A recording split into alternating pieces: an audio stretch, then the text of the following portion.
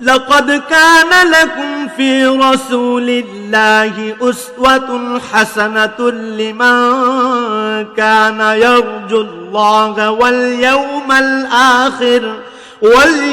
الآخر وذكر الله كثيرا۔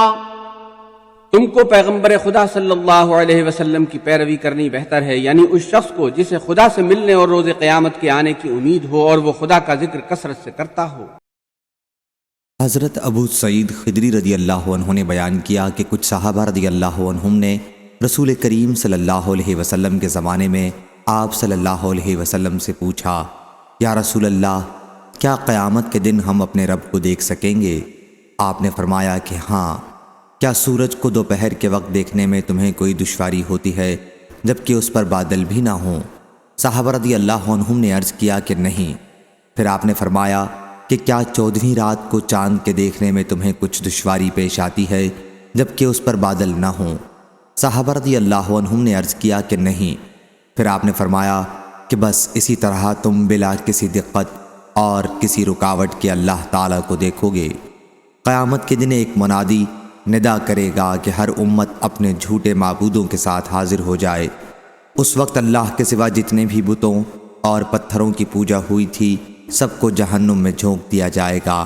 پھر جب وہی لوگ باقی رہ جائیں گے جو صرف اللہ کی پوجا کیا کرتے تھے، خواہ نیک ہوں یا گنہگار، اور اہل کتاب کے کچھ لوگ تو پہلے یہود کو بلایا جائے گا اور پوچھا جائے گا کہ تم اللہ کے سوا کس کی پوجا کرتے تھے؟ وہ عرض کریں گے کہ عزیر ابن اللہ کی۔ اللہ تعالیٰ ان سے فرمائے گا لیکن تم جھوٹے تھے، اللہ نے نہ کسی کو اپنی بیوی بنایا اور نہ بیٹا، اب تم کیا چاہتے ہو؟ وہ کہیں گے ہمارے رب، ہم پیاسے ہیں، ہمیں پانی پلا دے۔ انہیں اشارہ کیا جائے گا کہ کیا ادھر نہیں چلتے؟ چنانچہ سب کو جہنم کی طرف لے جایا جائے گا۔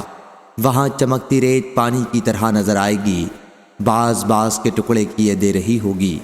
پھر سب کو آگ میں ڈال دیا جائے گا۔ پھر نصارہ کو بلایا جائے گا اور ان سے پوچھا جائے گا کہ تم کس کی عبادت کیا کرتے تھے؟ وہ کہیں گے کہ ہم مسیح ابن اللہ کی عبادت کرتے تھے۔ ان سے بھی کہا جائے گا کہ تم جھوٹے تھے، اللہ نے کسی کو بیوی اور بیٹا نہیں بنایا۔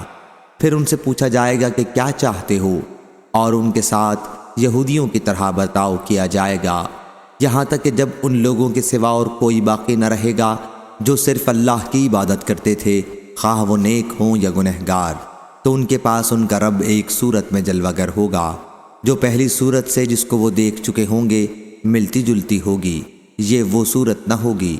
اب ان سے کہا جائے گا اب تمہیں کس کا انتظار ہے؟ ہر امت اپنے معبودوں کو ساتھ لے کر جا چکی۔ وہ جواب دیں گے ہم دنیا میں جب لوگوں سے جنہوں نے کفر کیا تھا جدا ہوئے تو ہم ان میں سب سے زیادہ محتاج تھے، پھر بھی ہم نے ان کا ساتھ نہیں دیا، اور اب ہمیں اپنے سچے رب کا انتظار ہے جس کی ہم دنیا میں عبادت کرتے رہے۔ اللہ تعالیٰ فرمائے گا کہ تمہارا رب میں ہی ہوں۔ اس پر تمام مسلمان بول اٹھیں گے کہ ہم اپنے رب کے ساتھ کسی کو شریک نہیں ٹھہراتے۔ 2 یا 3 مرتبہ یوں کہیں گے ہم اللہ کے ساتھ کسی کو شریک کرنے والے نہیں ہیں۔ صحیح بخاری حدیث نمبر 4581۔ یحییٰ نے بیان کیا کہ حدیث کا کچھ حصہ عمرو بن مرہ سے ہے بواسطہ ابراہیم کہ عبداللہ بن مسعود رضی اللہ عنہ نے بیان کیا کہ مجھ سے نبی کریم صلی اللہ علیہ وسلم نے فرمایا مجھے قرآن پڑھ کر سناؤ۔ میں نے عرض کیا حضور صلی اللہ علیہ وسلم کو میں پڑھ کر سناؤں؟ وہ تو آپ صلی اللہ علیہ وسلم پر ہی نازل ہوتا ہے۔ آپ صلی اللہ علیہ وسلم نے فرمایا کہ میں دوسرے سے سننا چاہتا ہوں۔ چنانچہ میں نے آپ کو سورہ نساء سنانی شروع کی۔ جب میں فَكَيْفَ إِذَا جَئْنَا مِن كُلِّ أُمَّةٍ بِشَهِيدٍ وَجِئْنَا بِكَ عَلَى هَؤُلَاءِ شَهِيدًا پر پہنچا تو آپ نے فرمایا کہ ٹھہر جاؤ۔ میں نے دیکھا تو آپ صلی اللہ علیہ وسلم کی آنکھوں سے آنسو بہہ رہے تھے۔ صحیح بخاری حدیث نمبر 4582۔ سلیمان نے خبر دی، انہیں ہشام بن عروہ نے، انہیں ان کے والد نے، اور ان سے حضرت عائشہ رضی اللہ عنہا نے بیان کیا کہ مجھ سے حضرت اسماء رضی اللہ عنہا کا ایک ہار گم ہو گیا تو رسول اللہ صلی اللہ علیہ وسلم نے چند صحابہ رضی اللہ عنہم کو اسے تلاش کرنے کے لیے بھیجا۔ ادھر نماز کا وقت ہو گیا، نہ لوگ وضو سے تھے اور نہ پانی موجود تھا، اس لیے وضو کے بغیر نماز پڑھی گئی۔ اس پر اللہ تعالیٰ نے تیمم کی آیت نازل کی۔ صحیح بخاری حدیث نمبر 4583۔ حضرت عبداللہ بن عباس رضی اللہ عنہ نے بیان کیا کہ آیت اللہ کی اطاعت کرو اور رسول صلی اللہ علیہ وسلم کی اور اپنے میں سے حاکموں کی، عبداللہ بن حذافہ بن قیس بن عدی رضی اللہ عنہ کے بارے میں نازل ہوئی تھی جب رسول اللہ صلی اللہ علیہ وسلم نے انہیں ایک مہم پر بطور افسر کے روانہ کیا تھا۔ صحیح بخاری حدیث نمبر 4584۔ عروہ بن زبیر نے بیان کیا کہ حضرت زبیر رضی اللہ عنہ کا ایک انصاری ثابت بن قیس رضی اللہ عنہ صحابی سے مقام حرا کی ایک نالی کے بارے میں جھگڑا ہو گیا کہ اس سے کون اپنے باغ کو پہلے سینچنے کا حق رکھتا ہے۔ نبی کریم صلی اللہ علیہ وسلم نے فرمایا، زبیر رضی اللہ عنہ پہلے تم اپنا باغ سینچ لو، پھر اپنے پڑوسی کو جلدی پانی دے دینا۔ اس پر ان انصاری رضی اللہ عنہ نے کہا، یا رسول اللہ، اس لیے کہ یہ آپ کے پھوپھی زاد بھائی ہیں۔ یہ سن کر حضور صلی اللہ علیہ وسلم کے چہرے کا رنگ بدل گیا اور آپ صلی اللہ علیہ وسلم نے فرمایا، زبیر اپنے باغ کو سینچو اور پانی اس وقت تک روکے رکھو کہ منڈیر تک بھر جائے، پھر اپنے پڑوس کے لیے چھوڑو۔ پہلے حضور صلی اللہ علیہ وسلم نے انصاری کے ساتھ اپنے فیصلے میں رعایت رکھی تھی، لیکن اس مرتبہ آپ صلی اللہ علیہ وسلم نے حضرت زبیر رضی اللہ عنہ کو صاف طور پر ان کا پورا حق دے دیا، کیونکہ انصاری نے ایسی بات کہی تھی جس سے آپ کا غصہ ہونا قدرتی تھا۔ حضرت صلی اللہ علیہ وسلم نے اپنے پہلے فیصلے میں دونوں کے لیے رعایت رکھی تھی۔ زبیر رضی اللہ عنہ نے بیان کیا کہ میرا خیال ہے یہ آیات اسی سلسلے میں نازل ہوئی تھیں، تیرے پروردگار کی قسم ہے کہ یہ لوگ ایماندار نہ ہوں گے جب تک یہ اس جھگڑے میں جو ان کے آپس میں ہوں آپ کو حکم نہ بنا لیں اور آپ کے فیصلے کو کھلے دل کے ساتھ برضا و رغبت تسلیم کرنے کے لیے تیار نہ ہوں۔ صحیح بخاری حدیث نمبر 4585۔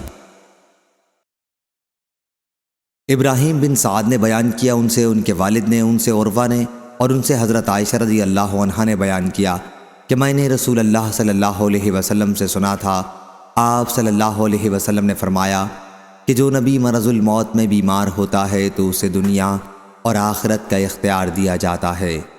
چنانچہ حضرت صلی اللہ علیہ وسلم کی مرض الموت میں جب آواز گلے میں پھنسنے لگی تو میں نے سنا کہ آپ فرما رہے تھے، ان لوگوں کے ساتھ جن پر اللہ نے انعام کیا ہے، یعنی انبیاء، صدیقین، شہداء اور صالحین کے ساتھ۔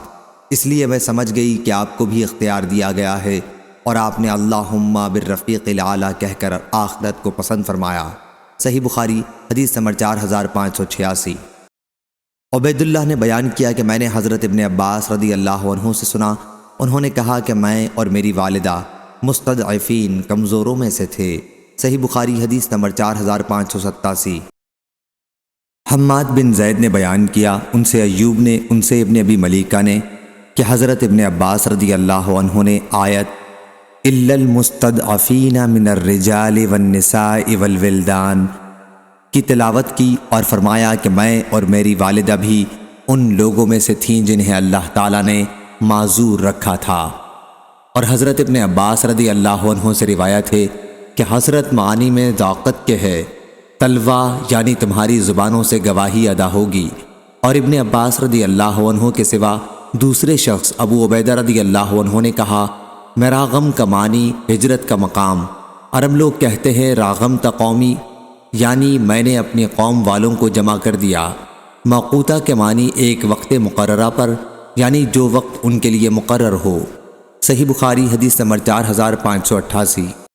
شعبہ نے بیان کیا، ان سے عدی نے، ان سے عبداللہ بن یزید نے اور ان سے حضرت زید بن ثابت رضی اللہ عنہ نے آیت اور تمہیں کیا ہو گیا ہے کہ تم منافقین کے بارے میں دو فریق ہو گئے ہو کے بارے میں فرمایا کہ کچھ لوگ منافقین جو اوپر سے نبی کریم صلی اللہ علیہ وسلم کے ساتھ تھے جنگ احد میں آپ کو چھوڑ کر واپس چلے آئے تو ان کے بارے میں مسلمانوں کی دو جماعتیں ہو گئیں۔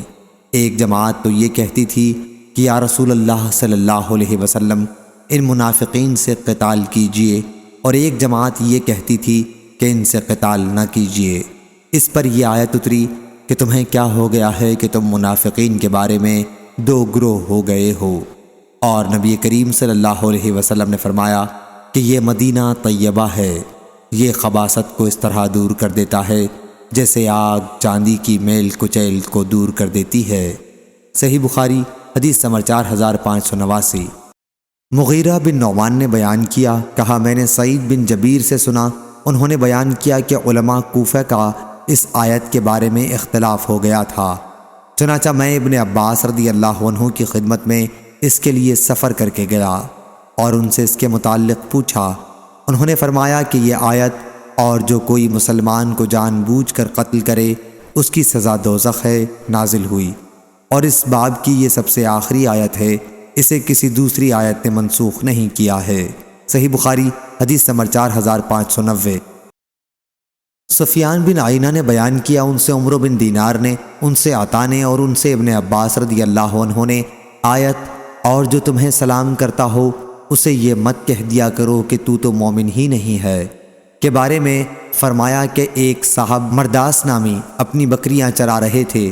ایک مہم پر جاتے ہوئے کچھ مسلمان انہیں ملے تو انہوں نے کہا السلام علیکم، لیکن مسلمانوں نے بہانہ خور جان کر انہیں قتل کر دیا اور ان کی بکریوں پر قبضہ کر لیا۔ اس پر اللہ تعالیٰ نے یہ آیت نازل کی تھی، آخر آیت ارض الحیات الدنیا، اس سے اشارہ انہی بکریوں کی طرف تھا۔ بیان کیا کہ حضرت ابن عباس رضی اللہ عنہ نے السلام قرأت کی ہے، مشہور قرأت بھی یہی ہے۔ صحیح بخاری حدیث نمبر 4591۔ سہل بن سعد سعدی رضی اللہ عنہ نے بیان کیا، انہوں نے مروان بن حکم بن عاص کو مسجد میں دیکھا۔ بیان کیا کہ پھر میں ان کے پاس آیا اور ان کے پہلو میں بیٹھ گیا۔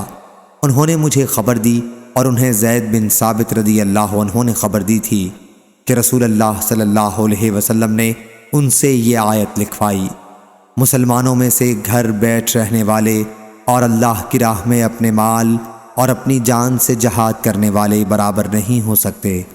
ابھی آپ یہ آیت لکھوا ہی رہے تھے کہ حضرت ابن ام مکتوم رضی اللہ عنہ آ گئے اور عرض کیا، اللہ کی قسم یا رسول اللہ، اگر میں جہاد میں شرکت کر سکتا تو یقیناً جہاد کرتا۔ وہ اندھے تھے۔ اس کے بعد اللہ نے اپنے رسول پر وحی اتاری، آپ کی ران میری ران پر تھی، شدت وحی کی وجہ سے اس کا مجھ پر اتنا بوجھ پڑا کہ مجھے اپنی ران پھٹ جانے کا اندیشہ ہو گیا۔ یہ کیفیت ختم ہوئی اور اللہ تعالیٰ نے غیر للضرر کے الفاظ نازل کیے۔ صحیح بخاری حدیث نمبر 4592۔ برا بن عازب رضی اللہ عنہ نے کہا کہ جب آیت لا یستوی القاعدون من المؤمنین نازل ہوئی تو رسول اللہ صلی اللہ علیہ وسلم نے حضرت زید بن ثابت رضی اللہ عنہ کو کتابت کے لیے بلایا اور انہوں نے وہ آیت لکھ دی۔ پھر حضرت عبداللہ ابن ام مکتوم رضی اللہ عنہ حاضر ہوئے اور اپنے نابینا ہونے کا عذر پیش کیا تو اللہ تعالیٰ نے غیر اولِ الضرر کے الفاظ اور نازل کیے۔ صحیح بخاری حدیث نمبر 4593۔ برا بن عازب رضی اللہ عنہ نے بیان کیا کہ جب آیت لا یستوی القاعدون من المؤمنین نازل ہوئی تو حضرت صلی اللہ علیہ وسلم نے فرمایا کہ فلاں یعنی زید بن ثابت رضی اللہ عنہ کو بلاؤ۔ وہ اپنے ساتھ دوات اور تختی یا شانے کی ہڈی لے کر حاضر ہوئے تو حضرت صلی اللہ علیہ وسلم نے فرمایا، لکھو لا یستوی القاعدون من المؤمنین والمجاہدون فی سبیل اللہ۔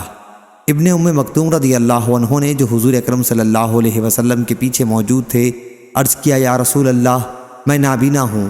چنانچہ وہیں اس طرح آیت نازل ہوئی، لا یستوی القاعدون من المؤمنین غیر اولی الضرر والمجاہدون فی سبیل اللہ۔ صحیح بخاری حدیث نمبر 4594۔ عبد الکریم جرزی نے خبر دی، انہیں عبداللہ بن حارث کے غلام مقسم نے خبر دی اور انہیں حضرت ابن عباس رضی اللہ عنہ نے خبر دی کہ لا یستوی القاعدون من المؤمنین سے اشارہ ہے ان لوگوں کی طرف جو بدر میں شریک تھے اور جنہوں نے بلا کسی عذر کے بدر کی لڑائی میں شرکت نہیں کی تھی، وہ دونوں برابر نہیں ہو سکتے۔ صحیح بخاری حدیث نمبر 4595۔ محمد بن عبد الرحمن ابو الاسود نے بیان کیا، کہا کہ اہل مدینہ کو جب مکے میں ابن زبیر رضی اللہ عنہ کی خلافت کا دور تھا، شام والوں کے خلاف ایک فوج نکالنے کا حکم دیا گیا۔ اس فوج میں میرا نام بھی لکھا گیا تو ابن عباس رضی اللہ عنہ کے غلام اکرمہ سے میں ملا اور انہیں اس صورتحال کی اطلاع کی۔ انہوں نے بڑی سختی کے ساتھ اس سے منع کیا اور فرمایا کہ مجھے ابن عباس رضی اللہ عنہ نے خبر دی تھی کہ کچھ مسلمان مشرکین کے ساتھ رہتے تھے اور اس طرح رسول اللہ صلی اللہ علیہ وسلم کے خلاف ان کی زیادتی کا سبب بنتے۔ پھر تیر آتا اور وہ سامنے پڑ جاتے تو انہیں لگ جاتا، اور اس طرح ان کی جان جاتی، یا تلوار سے غلطی میں انہیں قتل کر دیا جاتا۔ اس پر اللہ تعالیٰ نے یہ آیت نازل فرمائی، بے شک ان لوگوں کی جان جنہوں نے اپنے اوپر ظلم کر رکھا ہے جب فرشتے قبض کرتے ہیں، آخر آیت تک۔ اس روایت کو لیث بن سعد نے بھی ابو اسود سے نقل کیا ہے۔ صحیح بخاری حدیث نمبر 4596۔ حماد بن زید نے بیان کیا، ان سے ایوب سختیانی نے، ان سے عبداللہ بن ابی ملیکہ نے، اور ان سے حضرت ابن عباس رضی اللہ عنہ نے الا المستضعفین کے متعلق فرمایا کہ میری ماں بھی انہی لوگوں میں تھیں جنہیں اللہ نے معذور رکھا تھا۔ صحیح بخاری حدیث نمبر 4597۔ حضرت ابو ہریرہ رضی اللہ عنہ نے بیان کیا کہ نبی کریم صلی اللہ علیہ وسلم نے عشاء کی نماز میں رکوع سے اٹھتے ہوئے سمع اللہ لمن حمدہ کہا، پھر سجدے میں جانے سے پہلے یہ دعا کی، اے اللہ عیاش بن ابی ربیعہ کو نجات دے، اے اللہ سلمہ بن ہشام کو نجات دے، اے اللہ ولید بن ولید کو نجات دے، اے اللہ کمزور مومنوں کو نجات دے، اے اللہ کفار مضر کو سخت سزا دے، اے اللہ انہیں ایسی قحط سالی میں مبتلا کر جیسی حضرت یوسف علیہ السلام کے زمانے میں قحط سالی آئی تھی۔ صحیح بخاری حدیث نمبر 4598۔ یعلا بن مسلم نے خبر دی، انہیں سعید بن جبیر نے اور ان سے حضرت عبداللہ بن عباس رضی اللہ عنہ نے آیت ان کان بکم عظیم من مطر او کنتم مرضى کے سلسلے میں بتلایا کہ حضرت عبد الرحمن بن عوف رضی اللہ عنہ زخمی ہو گئے تھے، ان سے متعلق یہ آیت نازل ہوئی۔ صحیح بخاری حدیث نمبر 4599۔ ہشام بن عروہ نے بیان کیا، ان سے ان کے والد نے، ان سے حضرت عائشہ رضی اللہ عنہ نے آیت لوگ آپ سے عورتوں کے بارے میں فتویٰ مانگتے ہیں، آپ کہہ دیں کہ اللہ تمہیں ان کے بارے میں وہی فتویٰ دیتا ہے، آیت وَتَرْغَبُونَ أَن تَنْكِحُوهُنَّ تک۔ انہوں نے بیان کیا کہ یہ آیت ایسے شخص کے بارے میں نازل ہوئی کہ اگر اس کی پرورش میں کوئی یتیم لڑکی ہو اور اس کا والی وارث بھی ہو، لڑکی اس کے مال میں بھی حصہ دار ہو، یہاں تک کہ کھجور کے درخت میں بھی، اب وہ شخص خود اس لڑکی سے نکاح کرنا چاہے کیونکہ اسے یہ پسند نہیں کہ کسی دوسرے سے اس کا نکاح کر دے کہ وہ اس کے مال میں حصہ دار بن جائے جن میں لڑکی حصہ دار تھی، اس وجہ سے اس لڑکی کا کسی دوسرے شخص سے وہ نکاح نہ ہونے دے، تو ایسے شخص کے بارے میں یہ آیت نازل ہوئی تھی۔ صحیح بخاری حدیث نمبر 4600۔ ہشام بن عروہ نے خبر دی، انہیں ان کے والد نے اور ان سے حضرت عائشہ رضی اللہ عنہا نے آیت اور کسی عورت کو اپنے شوہر کی طرف سے زیادتی یا بے رغبتی کا خوف ہو کے متعلق کہا، کیا ایسے مرد جس کے ساتھ اس کی بیوی رہتی ہے لیکن شوہر کو اس کی طرف کوئی خاص توجہ نہیں بلکہ وہ اسے جدا کر دینا چاہتا ہے، اس پر عورت کہتی ہے کہ میں اپنی باری اور اپنا نان و نفقہ معاف کر دیتی ہوں، تم مجھے طلاق نہ دو، تو ایسی صورت کے متعلق یہ آیت اسی باب میں اتری۔ صحیح بخاری حدیث نمبر 4601۔ اسود نے بیان کیا کہ ہم حضرت عبداللہ بن مسعود رضی اللہ عنہ کے حلقہ درس میں بیٹھے ہوئے تھے کہ حضرت حذیفہ رضی اللہ عنہ تشریف لائے اور ہمارے پاس کھڑے ہو کر سلام کیا، پھر کہا نفاق میں وہ جماعت مبتلا ہو گئی جو تم سے بہتر تھی۔ اس پر اسود بولے سبحان اللہ، اللہ تعالیٰ تو فرماتا ہے کہ منافق دوزخ کے سب سے نچلے درجے میں ہوں گے۔ عبداللہ بن مسعود رضی اللہ عنہ مسکرانے لگے اور حذیفہ رضی اللہ عنہ مسجد کے کونے میں جا کر بیٹھ گئے۔ اس کے بعد حضرت عبداللہ بن مسعود رضی اللہ عنہ اٹھ گئے اور آپ کے شاگرد بھی ادھر ادھر چلے گئے۔ پھر حذیفہ رضی اللہ عنہ نے مجھ پر کنکری پھینکی، یعنی مجھ کو بلایا۔ میں حاضر ہو گیا تو کہا کہ مجھے عبداللہ بن مسعود رضی اللہ عنہ کی ہنسی پر حیرت ہوئی، حالانکہ جو کچھ میں نے کہا تھا اسے وہ خوب سمجھتے تھے۔ یقیناً نفاق میں ایک جماعت کو مبتلا کیا گیا تھا جو تم سے بہتر تھی، اس لیے کہ پھر انہوں نے توبہ کر لی اور اللہ نے بھی ان کی توبہ قبول کر لی۔ صحیح بخاری حدیث نمبر 4602۔ عامش نے بیان کیا، ان سے ابو وائل نے اور ان سے حضرت عبداللہ بن مسعود رضی اللہ عنہ نے کہ نبی کریم صلی اللہ علیہ وسلم نے فرمایا، کسی کے لیے مناسب نہیں کہ مجھے یونس بن متی سے بہتر کہے۔ صحیح بخاری حدیث نمبر 4603۔ حضرت ابو ہریرہ رضی اللہ عنہ نے بیان کیا کہ نبی کریم صلی اللہ علیہ وسلم نے فرمایا، جو شخص یہ کہتا ہے کہ میں حضرت یونس بن متی سے بہتر ہوں، اس نے جھوٹ کہا۔ صحیح بخاری حدیث نمبر 4604۔ شعبہ نے بیان کیا، ان سے ابو اسحاق نے، اور انہوں نے برا بن عازب رضی اللہ عنہ سے سنا، انہوں نے بیان کیا کہ سب سے آخر میں جو سورت نازل ہوئی وہ سورہ برات ہے، اور احکام میراث کے سلسلے میں سب سے آخر میں جو آیت نازل ہوئی وہ یستفتونک قل اللہ یفتیکم فی الکلالہ ہے۔ صحیح بخاری حدیث نمبر 4605۔ سفیان ثوری نے بیان کیا، ان سے قیس بن اسلم نے اور ان سے طارق بن شہاب نے کہ یہودیوں نے حضرت عمر رضی اللہ عنہ سے کہا کہ آپ لوگ ایک ایسی آیت کی تلاوت کرتے ہیں کہ اگر ہمارے یہاں وہ نازل ہوئی ہوتی تو ہم جس دن وہ نازل ہوئی ہوتی اس دن عید منایا کرتے۔ حضرت عمر رضی اللہ عنہ نے کہا، میں خوب اچھی طرح جانتا ہوں کہ یہ آیت الیوم اکملت لکم دینکم کہاں اور کب نازل ہوئی تھی، اور جب عرفات کے دن نازل ہوئی تو حضور صلی اللہ علیہ وسلم کہاں تشریف رکھتے تھے؟ اللہ کی قسم ہم اس وقت میدان عرفات میں تھے۔ سفیان ثوری نے کہا کہ مجھے شک ہے کہ وہ جمعہ کا دن تھا یا اور کوئی دوسرا دن۔ صحیح بخاری حدیث نمبر 4606۔ قاسم بن محمد نے بیان کیا، اور ان سے نبی کریم صلی اللہ علیہ وسلم کی زوجہ مطہرہ حضرت عائشہ رضی اللہ عنہا نے بیان کیا کہ ایک سفر میں ہم رسول اللہ صلی اللہ علیہ وسلم کے ساتھ روانہ ہوئے۔ جب ہم مقام بیدا یا ذات الجیش تک پہنچے تو میرا ہار گم ہو گیا، اس لیے رسول اللہ صلی اللہ علیہ وسلم نے اسے تلاش کروانے کے لیے وہیں قیام کیا، اور صحابہ رضی اللہ عنہم نے بھی آپ صلی اللہ علیہ وسلم کے ساتھ قیام کیا۔ وہاں کہیں پانی نہیں تھا اور صحابہ رضی اللہ عنہم کے ساتھ بھی پانی نہیں تھا۔ لوگ ابو بکر صدیق رضی اللہ عنہ کے پاس آئے اور کہنے لگے، ملاحظہ نہیں فرماتے عائشہ رضی اللہ عنہا نے کیا کر رکھا ہے، اور حضور صلی اللہ علیہ وسلم کو یہیں ٹھہرا لیا اور ہمیں بھی، حالانکہ یہاں کہیں پانی نہیں ہے اور نہ کسی کے پاس پانی ہے۔ حضرت ابو بکر رضی اللہ عنہ میرے یہاں آئے، حضور صلی اللہ علیہ وسلم سر مبارک میری ران پر رکھ کر سو گئے تھے اور کہنے لگے، تم نے حضرت صلی اللہ علیہ وسلم کو اور سب کو روک لیا، حالانکہ یہاں کہیں پانی نہیں ہے اور نہ کسی کے ساتھ پانی ہے۔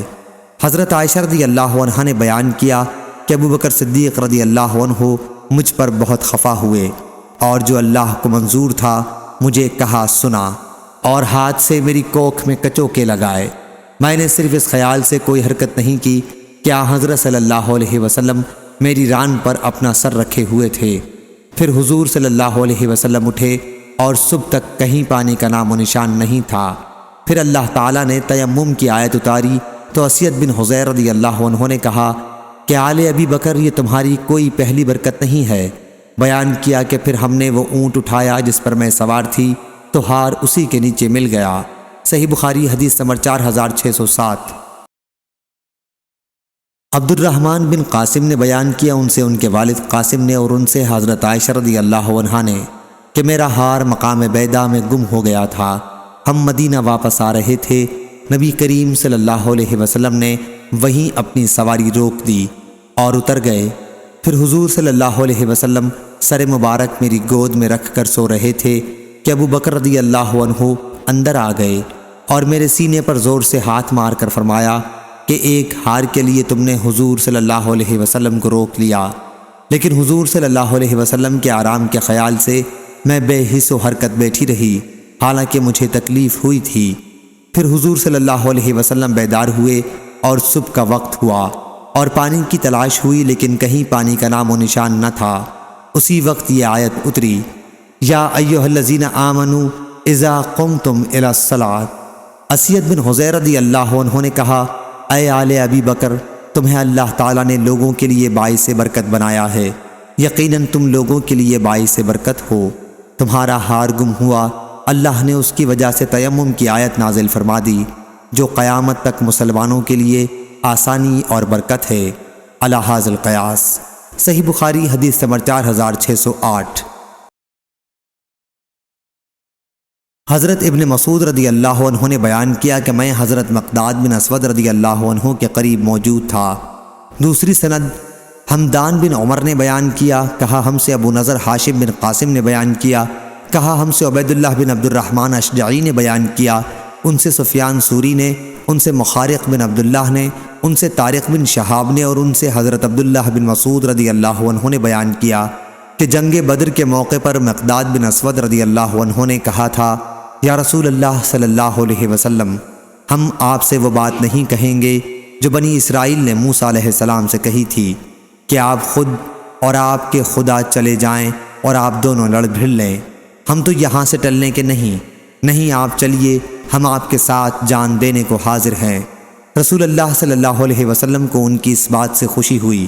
اس حدیث کو وکی نے بھی سفیان سوری سے، انہوں نے مخارق سے، انہوں نے طارق سے روایت کیا ہے کہ مقداد رضی اللہ عنہ نے حضرت صلی اللہ علیہ وسلم سے یہ عرض کیا جو اوپر بیان ہوا۔ صحیح بخاری حدیث نمبر 4609۔ ابو قلابہ کے غلام نے بیان کیا اور ان سے ابو قلابہ نے کہ وہ امیر المومنین عمر بن عبدالعزیز رحمہ اللہ خلیفہ کے پیچھے بیٹھے ہوئے تھے۔ مجلس میں قسامت کا ذکر آ گیا۔ لوگوں نے کہا کہ قسامت میں قصاص لازم ہوگا، آپ سے پہلے خلفائے راشدین نے بھی اس میں قصاص لیا ہے۔ پھر عمر بن عبدالعزیز رحمہ اللہ ابو قلابہ کی طرف متوجہ ہوئے، وہ پیچھے بیٹھے ہوئے تھے، اور پوچھا، عبداللہ بن زید تمہاری کیا رائے ہے؟ یا یوں کہا کہ ابو قلابہ آپ کی کیا رائے ہے؟ میں نے کہا کہ مجھے تو کوئی ایسی صورت معلوم نہیں ہے کہ اسلام میں کسی شخص کا قتل جائز ہو، سوائے اس کے کہ کسی نے شادی شدہ ہونے کے باوجود زنا کیا ہو، یا ناحق کسی کو قتل کیا ہو، یا اللہ اور اس کے رسول سے لڑا ہو، مرتد ہو گیا ہو۔ اس پر انبسا نے کہا کہ ہم سے انس رضی اللہ عنہ نے اس طرح حدیث بیان کی تھی۔ ابو قلابہ بولے کہ مجھ سے بھی انہوں نے یہ حدیث بیان کی تھی۔ بیان کیا کہ کچھ لوگ نبی کریم صلی اللہ علیہ وسلم کی خدمت میں حاضر ہوئے اور اسلام پر بیعت کرنے کے بعد حضرت صلی اللہ علیہ وسلم سے کہا کہ ہمیں اس شہر مدینہ کی آب و ہوا موافق نہیں آئی۔ حضرت صلی اللہ علیہ وسلم نے ان سے فرمایا کہ ہمارے یہ اونٹ چرنے جا رہے ہیں، تم بھی ان کے ساتھ چلے جاؤ اور ان کا دودھ اور پیشاب پیو، کیونکہ ان کے مرض کا یہی علاج تھا۔ چنانچہ وہ لوگ ان اونٹوں کے ساتھ چلے گئے اور ان کا دودھ اور پیشاب پیا، جس سے انہیں صحت حاصل ہو گئی۔ اس کے بعد انہوں نے حضور صلی اللہ علیہ وسلم کے چرواہے کو پکڑ کے قتل کر دیا اور اونٹ لے کر بھاگے۔ اب ایسے لوگوں سے بدلہ لینے میں کیا تعامل ہو سکتا تھا؟ انہوں نے ایک شخص کو قتل کیا اور اللہ اور اس کے رسول سے لڑے اور حضور صلی اللہ علیہ وسلم کو خوفزدہ کرنا چاہا۔ انبسا نے اس پر کہا، سبحان اللہ۔ میں نے کہا، کیا تم مجھے جھٹلانا چاہتے ہو؟ انہوں نے کہا کہ نہیں، یہی حدیث انس رضی اللہ عنہ نے مجھ سے بھی بیان کی تھی۔ میں نے اس پر تعجب کیا کہ تم کو حدیث خوب یاد رہتی ہے۔ ابو قلابہ نے بیان کیا کہ انبسا نے کہا، اے شام والو، جب تک تمہارے یہاں ابو قلابہ یا ان جیسے عالم موجود رہیں گے تم ہمیشہ اچھے رہو گے۔ صحیح بخاری حدیث نمبر 4610۔ حضرت انس بن مالک رضی اللہ عنہ نے بیان کیا کہ ربی نے، جو انس رضی اللہ عنہ کی پھوپھی تھی، انصار کی ایک لڑکی کے آگے کے دانت توڑ دیے۔ لڑکی والوں نے قصاص چاہا اور نبی کریم صلی اللہ علیہ وسلم کی خدمت میں حاضر ہوئے۔ حضور صلی اللہ علیہ وسلم نے بھی قصاص کا حکم دیا۔ حضرت انس بن مالک رضی اللہ عنہ کے چچا انس بن نضر رضی اللہ عنہ نے کہا، نہیں، اللہ کی قسم، ان کا دانت نہ توڑا جائے گا۔ حضور اکرم صلی اللہ علیہ وسلم نے فرمایا، انس، لیکن کتاب اللہ کا حکم قصاص ہی کا ہے۔ پھر لڑکی والے معافی پر راضی ہو گئے اور دیت لینا منظور کر لیا۔ اس پر حضور صلی اللہ علیہ وسلم نے فرمایا کہ اللہ کے بہت سے بندے ایسے ہیں کہ اگر وہ اللہ کا نام لے کر قسم کھا لیں تو اللہ ان کی قسم سچی کر دیتا ہے۔ صحیح بخاری حدیث نمبر 4611۔ سفیان ثوری نے بیان کیا، ان سے اسماعیل بن ابی خالد نے، ان سے شعبی نے، ان سے مسروق نے کہ ان سے عائشہ رضی اللہ عنہا نے کہا، جو شخص بھی تم سے یہ کہتا ہے کہ اللہ تعالیٰ نے رسول اللہ صلی اللہ علیہ وسلم پر جو کچھ نازل کیا تھا اس میں سے آپ نے کچھ چھپا لیا تھا تو وہ جھوٹا ہے۔ اللہ تعالیٰ نے خود فرمایا ہے کہ اے پیغمبر، جو کچھ آپ پر آپ کے پروردگار کی طرف سے نازل ہوا ہے یہ سب آپ لوگوں تک پہنچا دیں۔ صحیح بخاری حدیث نمبر 4612۔ ہشام نے بیان کیا، ان سے ان کے والد نے اور ان سے حضرت عائشہ رضی اللہ عنہا نے کہ آیت اللہ تم سے تمہاری فضول قسموں پر پکڑ نہیں کرتا کسی کے اس طرح قسم کھانے کے بارے میں نازل ہوئی تھی کہ نہیں، خدا کی قسم، ہاں خدا کی قسم۔ صحیح بخاری حدیث نمبر 4613۔ حشام بن عروہ نے بیان کیا، کہا مجھ کو میرے والد نے خبر دی، اور ان سے عائشہ رضی اللہ عنہا نے بیان کیا کہ ان کے والد ابو بکر صدیق رضی اللہ عنہ اپنی قسم کے خلاف کبھی نہیں کیا کرتے تھے، لیکن جب اللہ تعالیٰ نے قسم کے کفارے کا حکم نازل کر دیا تو ابو بکر رضی اللہ عنہ نے کہا کہ اب اگر اس کے یعنی جس کے لیے قسم کھا رکھی تھی سوا دوسری چیز مجھے اس سے بہتر معلوم ہوتی ہے تو میں اللہ تعالیٰ کی دی ہوئی رخصت پر عمل کرتا ہوں اور وہی کام کرتا ہوں جو بہتر ہوتا ہے۔ صحیح بخاری حدیث نمبر 4614۔ خالد بن عبداللہ طحان نے بیان کیا، ان سے اسماعیل بن ابی خالد نے، ان سے قیس بن ابی حازم نے، اور ان سے عبداللہ بن مسعود رضی اللہ عنہ نے کہ ہم رسول اللہ صلی اللہ علیہ وسلم کے ساتھ ہو کر جہاد کیا کرتے تھے اور ہمارے ساتھ ہماری بیویاں نہیں ہوتی تھیں۔ اس پر ہم نے عرض کیا کہ ہم اپنے کو خصی کیوں نہ کر لیں، لیکن حضرت صلی اللہ علیہ وسلم نے ہمیں اس سے روک دیا اور اس کے بعد ہمیں اس کی اجازت دی کہ ہم کسی عورت سے کپڑے یا کسی بھی چیز کے بدلے میں نکاح کر سکتے ہیں۔ پھر عبداللہ رضی اللہ عنہ نے یہ آیت پڑھی، اے ایمان والو، اپنے اوپر ان پاکیزہ چیزوں کو حرام نہ کرو جو اللہ نے تمہارے لیے جائز کی ہیں۔ صحیح بخاری حدیث نمبر 4615۔ حضرت ابن عمر رضی اللہ عنہ نے بیان کیا کہ جب شراب کی حرمت نازل ہوئی تو مدینے میں اس وقت 5 قسم کی شراب استعمال ہوتی تھی، لیکن انگوری شراب کا استعمال نہیں ہوتا تھا، بہرحال وہ بھی حرام قرار پائی۔ صحیح بخاری حدیث نمبر 4616۔ انس بن مالک رضی اللہ عنہ نے بیان کیا، ہم لوگ تمہاری فضیح کھجور سے بنائی ہوئی شراب کے سوا اور کوئی شراب استعمال نہیں کرتے تھے، یہی جس کا نام تم نے فضیح رکھ رکھا ہے میں کھڑا ابو طلحہ رضی اللہ عنہ کو پلا رہا تھا اور فلاں کو کہ ایک صاحب آئے اور کہا تمہیں کچھ خبر بھی ہے؟ لوگوں نے پوچھا کیا بات ہے؟ انہوں نے بتایا کہ شراب حرام قرار دی جا چکی ہے۔ فوراً ہی ان لوگوں نے کہا انس رضی اللہ عنہ اب ان شراب کے مٹکوں کو بہا دو۔ انہوں نے بیان کیا کہ ان کی اطلاع کے بعد پھر ان لوگوں نے اس میں سے ایک قطرہ بھی نہ مانگا اور نہ پھر اس کا استعمال کیا۔ صحیح بخاری حدیث نمبر 4617۔ جابر رضی اللہ عنہ نے بیان کیا کہ غزوہ احد میں بہت سے صحابہ رضی اللہ عنہم نے صبح شراب پی تھی اور اسی دن وہ سب شہید کر دیے گئے تھے۔ اس وقت شراب حرام نہیں ہوئی تھی، اس لیے وہ گنہگار نہیں ٹھہرے۔ صحیح بخاری حدیث نمبر 4618۔ حضرت عبداللہ بن عمر رضی اللہ عنہ نے بیان کیا کہ میں نے عمر رضی اللہ عنہ سے سنا، وہ نبی کریم صلی اللہ علیہ وسلم کے منبر پر کھڑے فرما رہے تھے، اما بعد، اے لوگو، جب شراب کی حرمت نازل ہوئی تو وہ 5 چیزوں سے تیار کی جاتی تھی، انگور، کھجور، شہد، گیہوں اور جو سے، اور شراب ہر وہ پینے کی چیز ہے جو عقل کو زائل کر دے۔ صحیح بخاری حدیث نمبر 4619۔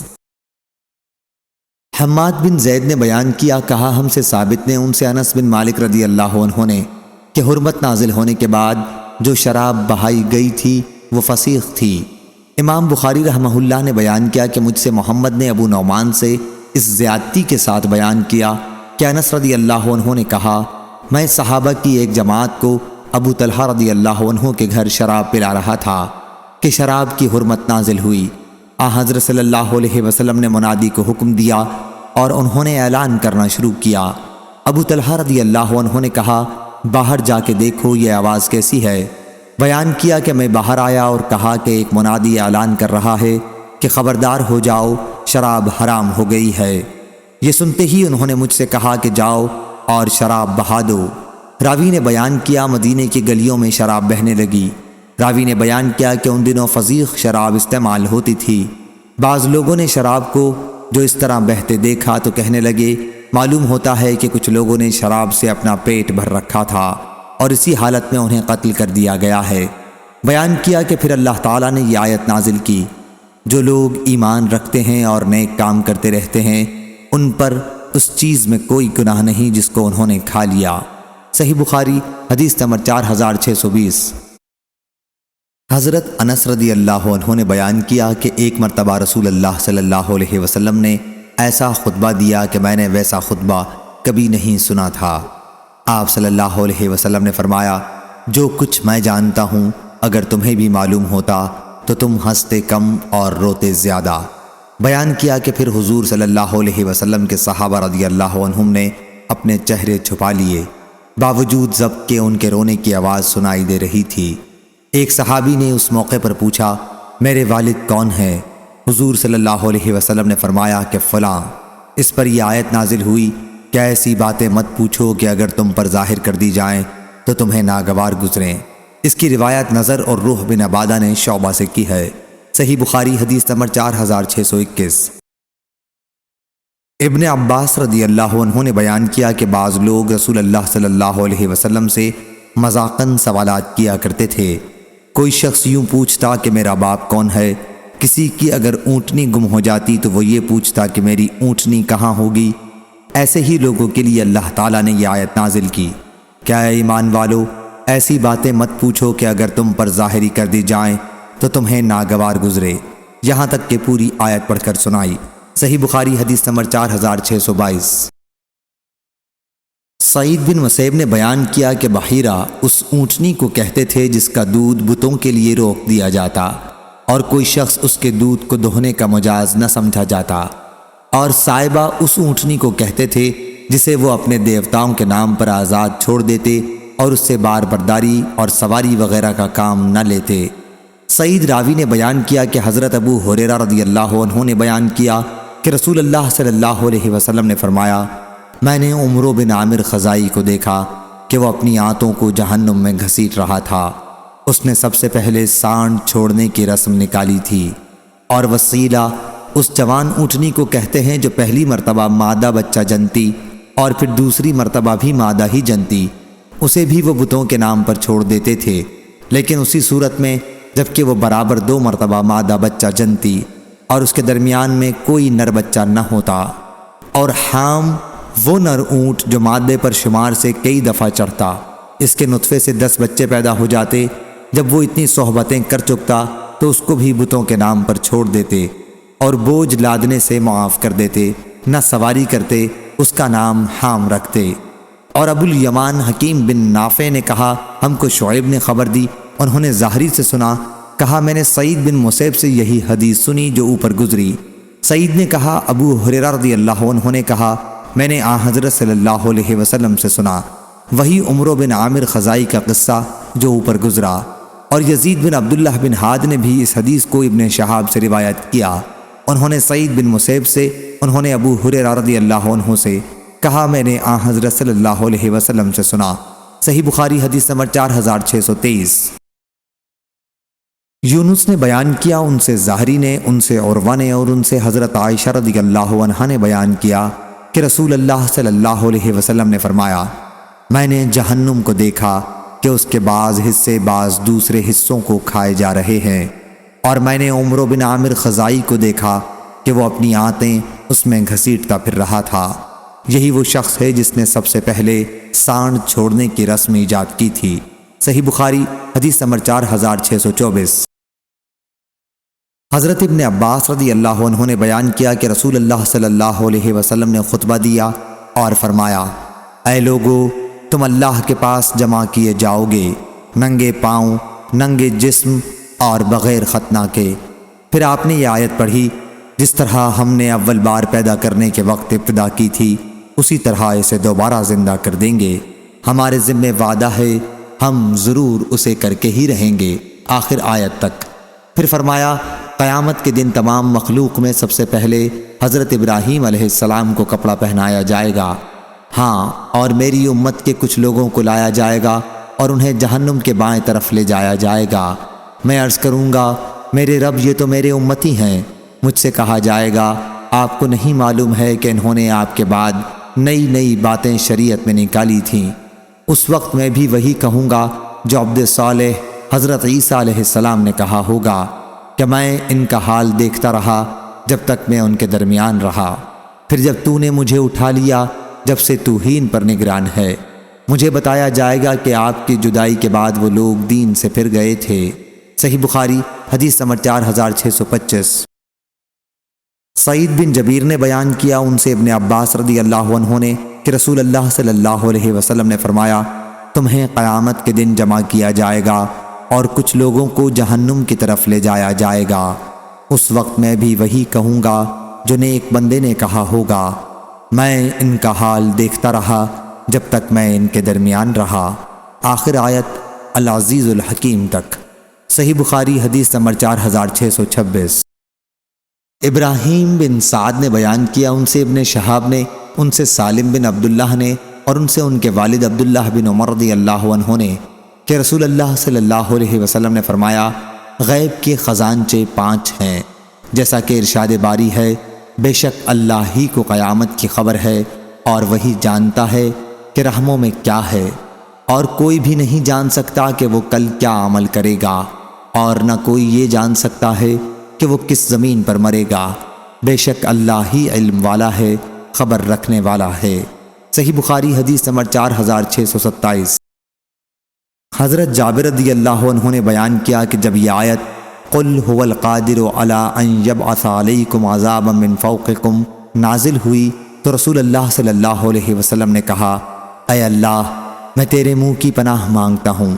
پھر یہ اترا، او من تحت ارجلکم، آپ نے فرمایا، یا اللہ میں تیرے منہ کی پناہ مانگتا ہوں۔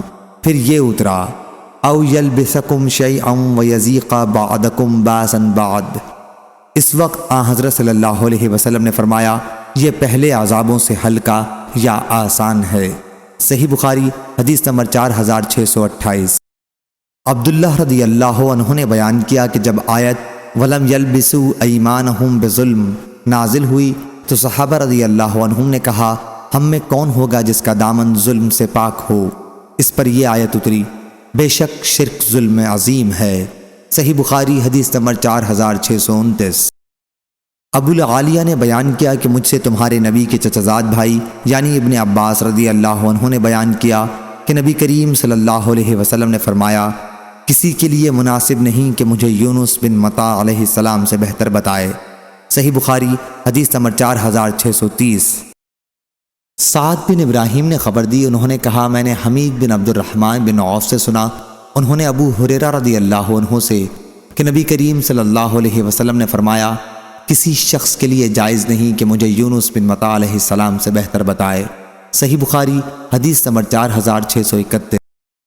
مجاہد نے خبر دی کہ انہوں نے حضرت ابن عباس رضی اللہ عنہ سے پوچھا کہ سورہ صاد میں سجدہ ہے؟ ابن عباس رضی اللہ عنہ نے بتلایا، ہاں۔ پھر آپ نے آیت وَوَهَبْنَا سے فَبِهُدَاهُ مُقْتَدِهُ تک پڑھی اور کہا، داؤد علیہ السلام بھی ان انبیاء میں شامل ہیں جن کا ذکر آیت میں ہوا ہے۔ یزید بن ہارون، محمد بن عبید اور سہل بن یوسف نے عوام بن حوشب سے، ان سے مجاہد نے بیان کیا کہ میں نے ابن عباس رضی اللہ عنہ سے پوچھا تو انہوں نے کہا، تمہارے نبی بھی ان میں سے ہیں جنہیں اگلے انبیاء کی اقتداء کا حکم دیا گیا ہے۔ صحیح بخاری حدیث نمبر 4632۔ عطا نے بیان کیا کہ انہوں نے جابر بن عبداللہ رضی اللہ عنہ سے سنا، انہوں نے نبی کریم صلی اللہ علیہ وسلم سے سنا، حضرت صلی اللہ علیہ وسلم نے فرمایا، اللہ یہودیوں کو غارت کرے، جب اللہ تعالیٰ نے ان پر مردہ جانوروں کی چربی حرام کر دی تو اس کا تیل نکال کر اسے بیچنے اور کھانے لگے۔ اور ابو عاصم نے بیان کیا، ان سے عبد الحمید نے بیان کیا، ان سے یزید نے بیان کیا، انہیں عطا نے لکھا تھا کہ میں نے جابر رضی اللہ عنہ سے سنا اور انہوں نے نبی کریم صلی اللہ علیہ وسلم سے۔ صحیح بخاری حدیث نمبر 4633۔ عبداللہ رضی اللہ عنہ نے کہا کہ اللہ سے زیادہ اور کوئی غیرت مند نہیں، یہی وجہ ہے کہ اس نے بے حیائیوں کو حرام قرار دیا ہے، خواہ وہ ظاہر ہوں خواہ پوشیدہ، اور اللہ کو اپنی تعریف سے زیادہ اور کوئی چیز پسند نہیں، یہی وجہ ہے کہ اس نے اپنی خود مدح کی ہے۔ عمرو بن مرہ نے بیان کیا کہ میں نے پوچھا، آپ نے یہ حدیث خود عبداللہ بن مسعود رضی اللہ عنہ سے سنی تھی؟ انہوں نے بیان کیا کہ ہاں۔ میں نے پوچھا اور انہوں نے رسول اللہ صلی اللہ علیہ وسلم کے حوالے سے حدیث بیان کی تھی؟ کہا کہ ہاں۔ صحیح بخاری حدیث نمبر 4634۔ حضرت ابو ہریرہ رضی اللہ عنہ نے بیان کیا کہ رسول اللہ صلی اللہ علیہ وسلم نے فرمایا، اس وقت تک قیامت قائم نہ ہوگی جب تک سورج مغرب سے طلوع نہ ہو لے۔ جب لوگ اسے دیکھیں گے تو ایمان لائیں گے، لیکن یہ وہ وقت ہوگا جب کسی ایسے شخص کو اس کا ایمان کوئی نفع نہ دے گا جو پہلے سے ایمان نہ رکھتا ہو۔ صحیح بخاری حدیث نمبر 4635۔ حضرت ابو ہریرہ رضی اللہ عنہ نے بیان کیا کہ رسول اللہ صلی اللہ علیہ وسلم نے فرمایا، قیامت اس وقت تک قائم نہ ہوگی جب تک سورج مغرب سے نہ طلوع ہو لے۔ جب مغرب سے سورج طلوع ہوگا اور لوگ دیکھ لیں گے تو سب ایمان لائیں گے، لیکن یہ وقت ہوگا جب کسی کو اس کا ایمان نفع نہ دے گا۔ پھر آپ صلی اللہ علیہ وسلم نے اس آیت کی تلاوت کی۔ صحیح بخاری حدیث نمبر 4636۔ عمر بن مرہ نے بیان کیا کہ میں نے ابو وائل سے پوچھا، کیا تم نے یہ حدیث ابن مسعود رضی اللہ عنہ سے خود سنی ہے؟ انہوں نے کہا کہ ہاں، اور انہوں نے رسول اللہ صلی اللہ علیہ وسلم سے بیان کیا۔ حضرت صلی اللہ علیہ وسلم نے فرمایا کہ اللہ سے زیادہ اور کوئی غیرت مند نہیں ہے، اس لیے اس نے بے حیائیوں کو حرام کیا، خواہ ظاہر میں ہوں یا پوشیدہ، اور اللہ سے زیادہ اپنی مداح کو پسند کرنے والا اور کوئی نہیں، اسی لیے اس نے اپنے نفس کی خود تعریف کی ہے۔ صحیح بخاری حدیث نمبر 4637۔ سفیان ثوری نے بیان کیا، ان سے عمر بن یحییٰ مازنی نے، ان سے ان کے والد یحییٰ مازنی نے، اور ان سے حضرت ابو سعید خدری رضی اللہ عنہ نے بیان کیا کہ ایک یہودی رسول اللہ صلی اللہ علیہ وسلم کی خدمت میں حاضر ہوا۔ اس کے منہ پر کسی نے تمانچہ مارا تھا۔ اس نے کہا، اے محمد صلی اللہ علیہ وسلم، آپ کے انصاری صحابہ میں سے ایک شخص نے مجھے تمانچہ مارا ہے۔ حضرت صلی اللہ علیہ وسلم نے فرمایا، انہیں بلاؤ۔ لوگوں نے انہیں بلایا۔ پھر آپ صلی اللہ علیہ وسلم نے ان سے پوچھا کہ تم نے اسے تمانچہ کیوں مارا ہے؟ اس نے عرض کیا، یا رسول اللہ صلی اللہ علیہ وسلم، میں یہودیوں کی طرف سے گزرا تو میں نے سنا کہ یہ کہہ رہا تھا، اس ذات کی قسم جس نے موسیٰ علیہ السلام کو تمام انسانوں پر فضیلت دی۔ میں نے کہا، اور محمد صلی اللہ علیہ وسلم پر بھی۔ مجھے اس کی بات پر غصہ آ گیا اور میں نے اسے تمانچہ مار دیا۔ حضرت صلی اللہ علیہ وسلم نے اس پر فرمایا، مجھے انبیاء پر فضیلت نہ دیا کرو۔ قیامت کے دن تمام لوگ بے ہوش کر دیے جائیں گے، سب سے پہلے میں ہوش میں آؤں گا، لیکن میں موسیٰ علیہ السلام کو دیکھوں گا کہ وہ عرش کا ایک پایا پکڑے کھڑے ہوں گے۔ اب مجھے نہیں معلوم کہ وہ مجھ سے پہلے ہوش میں آ گئے یا طور کی بے ہوشی کا انہیں بدلہ دیا گیا۔ صحیح بخاری حدیث نمبر 4638۔ شعبہ نے بیان کیا، ان سے عبد الملک نے، ان سے عمر بن حریث نے، اور ان سے سعید بن زید رضی اللہ عنہ نے کہ نبی کریم صلی اللہ علیہ وسلم نے فرمایا، کھمبی من میں سے ہے اور اس کا پانی آنکھوں کے لیے شفا ہے۔ صحیح بخاری حدیث نمبر 4639۔ ابو ادریس خولانی نے بیان کیا، کہا کہ میں نے ابو درداء رضی اللہ عنہ سے سنا، انہوں نے بیان کیا کہ ابو بکر رضی اللہ عنہ اور عمر رضی اللہ عنہ کے درمیان کچھ بحث سی ہو گئی تھی۔ حضرت عمر رضی اللہ عنہ حضرت ابو بکر رضی اللہ عنہ پر غصہ ہو گئے اور ان کے پاس آنے لگے۔ ابو بکر رضی اللہ عنہ بھی ان کے پیچھے پیچھے ہو گئے معافی مانگتے ہوئے، لیکن عمر رضی اللہ عنہ نے انہیں معاف نہیں کیا اور گھر پہنچ کر اندر سے دروازہ بند کر لیا۔ اب ابو بکر رضی اللہ عنہ رسول اللہ صلی اللہ علیہ وسلم کی خدمت میں حاضر ہوئے۔ حضرت ابو درداء رضی اللہ عنہ نے بیان کیا کہ ہم لوگ اس وقت حضور صلی اللہ علیہ وسلم کی خدمت میں حاضر تھے۔ حضور صلی اللہ علیہ وسلم نے فرمایا، تمہارے یہ صاحب یعنی ابو بکر رضی اللہ عنہ لڑ آئے ہیں۔ راوی نے بیان کیا کہ عمر رضی اللہ عنہ بھی اپنے طرز عمل پر نادم ہوئے اور حضور صلی اللہ علیہ وسلم کی طرف چلے اور سلام کر کے آپ صلی اللہ علیہ وسلم کے قریب بیٹھ گئے۔ پھر حضور صلی اللہ علیہ وسلم سے سارا واقعہ بیان کیا۔ ابو درداء رضی اللہ عنہ نے بیان کیا کہ آپ بہت ناراض ہوئے۔ ادھر ابو بکر رضی اللہ عنہ بار بار یہ عرض کرتے کہ یا رسول اللہ صلی اللہ علیہ وسلم، واقعی میری ہی زیادتی تھی۔ پھر حضور صلی اللہ علیہ وسلم نے فرمایا، کیا تم لوگ میرے ساتھی کو مجھ سے جدا کرنا چاہتے ہو؟ جب میں نے کہا تھا کہ اے انسانوں، بے شک میں اللہ کا رسول ہوں تم سب کی طرف، تو تم لوگوں نے کہا کہ تم جھوٹ بولتے ہو۔ اس وقت ابو بکر رضی اللہ عنہ نے کہا تھا کہ آپ سچے ہیں۔ ابو عبید اللہ نے کہا، غامر کے معنی حدیث میں یہ ہے کہ ابو بکر رضی اللہ عنہ نے بھلائی میں سبقت کی ہے۔ صحیح بخاری حدیث نمبر 4640۔ معمر نے خبر دی، انہیں حمام بن منبع نے، انہوں نے حضرت ابو ہریرہ رضی اللہ عنہ سے سنا، انہوں نے بیان کیا کہ رسول اللہ صلی اللہ علیہ وسلم نے فرمایا، بنی اسرائیل سے کہا گیا تھا کہ دروازے میں عاجزی سے جھکتے ہوئے داخل ہو اور کہتے جاؤ کہ توبہ ہے تو ہم تمہاری خطائیں معاف کر دیں گے، لیکن انہوں نے حکم بدل ڈالا، چوتڑوں کے بل گھسٹتے ہوئے داخل ہوئے اور یہ کہا کہ حبہ فی شعرہ، یعنی ہم کو بالیوں میں دانا چاہیے۔ صحیح بخاری حدیث نمبر 4641۔ حضرت ابن عباس رضی اللہ عنہ نے بیان کیا کہ عینہ بن حسن بن حذیفہ نے اپنے بھتیجے حربن قیس کے یہاں آ کر قیام کیا، اور ان چند خاص لوگوں میں سے تھے جنہیں حضرت عمر رضی اللہ عنہ اپنے بہت قریب رکھتے تھے۔ جو لوگ قرآن مجید کے زیادہ عالم اور قاری ہوتے، حضرت عمر رضی اللہ عنہ کی مجلس میں انہی کو زیادہ نزدیکی حاصل ہوتی تھی، اور ایسے لوگ آپ کے مشیر ہوتے۔ اس کی کوئی قید نہیں تھی کہ وہ عمر رسیدہ ہوں یا نوجوان۔ عینہ نے اپنے بھتیجے سے کہا کہ تمہیں اس امیر کی مجلس میں بہت نزدیکی حاصل ہے، میرے لیے بھی مجلس میں حاضری کی اجازت لے دو۔ حرب بن قیس نے کہا کہ میں آپ کے لیے بھی اجازت مانگوں گا۔ حضرت ابن عباس رضی اللہ عنہ نے بیان کیا، چنانچہ انہوں نے عینہ کے لیے بھی اجازت مانگی، اور حضرت عمر رضی اللہ عنہ نے انہیں مجلس میں آنے کی اجازت دے دی۔ مجلس میں جب وہ پہنچے تو کہنے لگے، اے خطاب کے بیٹے، خدا کی قسم، نہ تو تم ہمیں مال ہی دیتے ہو اور نہ عدل و انصاف کے ساتھ فیصلہ کرتے ہو۔ حضرت عمر رضی اللہ عنہ کو ان کی اس بات پر بڑا غصہ آیا اور آگے بڑھ ہی رہے تھے کہ حرب بن قیس نے عرض کیا، یا امیر المومنین، اللہ تعالیٰ نے اپنے نبی سے خطاب کر کے فرمایا ہے، معافی اختیار کر اور نیک کام کا حکم دے اور جاہلوں سے کنارہ کش ہو جایا کیجیے، اور یہ بھی جاہلوں میں سے ہیں۔ اللہ کی قسم کہ جب حر نے قرآن مجید کی تلاوت کی تو حضرت عمر رضی اللہ عنہ بالکل ٹھنڈے پڑ گئے، اور کتاب اللہ کے حکم کے سامنے آپ کی یہی حالت ہوتی تھی۔ صحیح بخاری حدیث نمبر 4642۔ وکیع نے بیان کیا، ان سے حشام نے، ان سے ان کے والد نے، اور ان سے عبداللہ بن زبیر رضی اللہ عنہ نے بیان کیا کہ آیت معافی اختیار کیجیے اور نیک کام کا حکم دیتے رہیے لوگوں کی اخلاق کی اصلاح کے لیے ہی نازل ہوئی ہے۔ صحیح بخاری حدیث نمبر 4643۔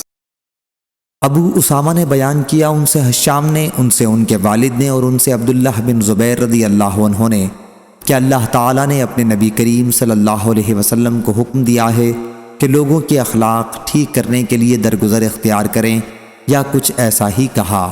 صحیح بخاری حدیث نمبر 4644۔ سعید بن جبیر نے بیان کیا کہ میں نے حضرت ابن عباس رضی اللہ عنہ سے سورہ انفال کے متعلق پوچھا، انہوں نے بتلایا کہ غزوہ بدر میں نازل ہوئی تھی۔ الشوکہ کا معنی دھار نوک، مردفین کے معنی فوج در فوج کہتے ہیں۔ ردفنی واردفنی یعنی میرے بعد آیا۔ ذالکم فذوقوہ ذوقوہ کا معنی یہ ہے کہ یہ عذاب اٹھاؤ، اس کا تجربہ کرو، منہ سے چکھنا مراد نہیں ہے۔ فیرکمہ کا معنی اس کو جمع کرے، شرد کا معنی جدا کر دے یا سخت سزا دے۔ جنحو کا معنی صلح طلب کریں۔ سلم سلم اور سلام کا معنی ایک ہی ہے۔ یسخن کا معنی غالب ہوا، اور مجاہد نے کہا مکا کا معنی انگلیاں منہ پر رکھنا، تصدیہ سیٹی بجانا، شبتو کا تاکہ تجھ کو قید کر لیں۔ صحیح بخاری حدیث نمبر 4645۔ ورقہ بن عمر نے بیان کیا، ان سے ابن ابی نجیح نے، ان سے مجاہد نے، اور ان سے ابن عباس رضی اللہ عنہ نے کہ آیت بدترین حیوانات اللہ کے نزدیک وہ بہرے گونگے ہیں جو عقل سے ذرا کام نہیں لیتے، بنو عبدالدار کے کچھ لوگوں کے بارے میں اتری تھی۔ صحیح بخاری حدیث نمبر 4646۔ شعبہ نے بیان کیا، ان سے خبیب بن عبد الرحمن نے، انہوں نے حفص بن عاصم سے سنا، اور ان سے ابو سعید بن معالی رضی اللہ عنہ نے بیان کیا کہ میں نماز پڑھ رہا تھا کہ رسول اللہ صلی اللہ علیہ وسلم نے مجھے پکارا۔ میں آپ صلی اللہ علیہ وسلم کی خدمت میں نہ پہنچ سکا، بلکہ نماز سے فارغ ہونے کے بعد حاضر ہوا۔ آپ صلی اللہ علیہ وسلم نے دریافت فرمایا کہ آنے میں دیر کیوں ہوئی؟ کیا اللہ تعالیٰ نے تمہیں حکم نہیں دیا ہے؟ کیا اے ایمان والو اللہ اور اس کے رسول کی آواز پر لبیک کہو، جبکہ وہ یعنی رسول تم کو بلائیں۔ پھر آپ نے فرمایا مسجد سے نکلنے سے پہلے میں تمہیں قرآن کی عظیم ترین سورت سکھاؤں گا۔ تھوڑی دیر بعد آپ باہر تشریف لے جانے لگے تو میں نے آپ کو یاد دلایا۔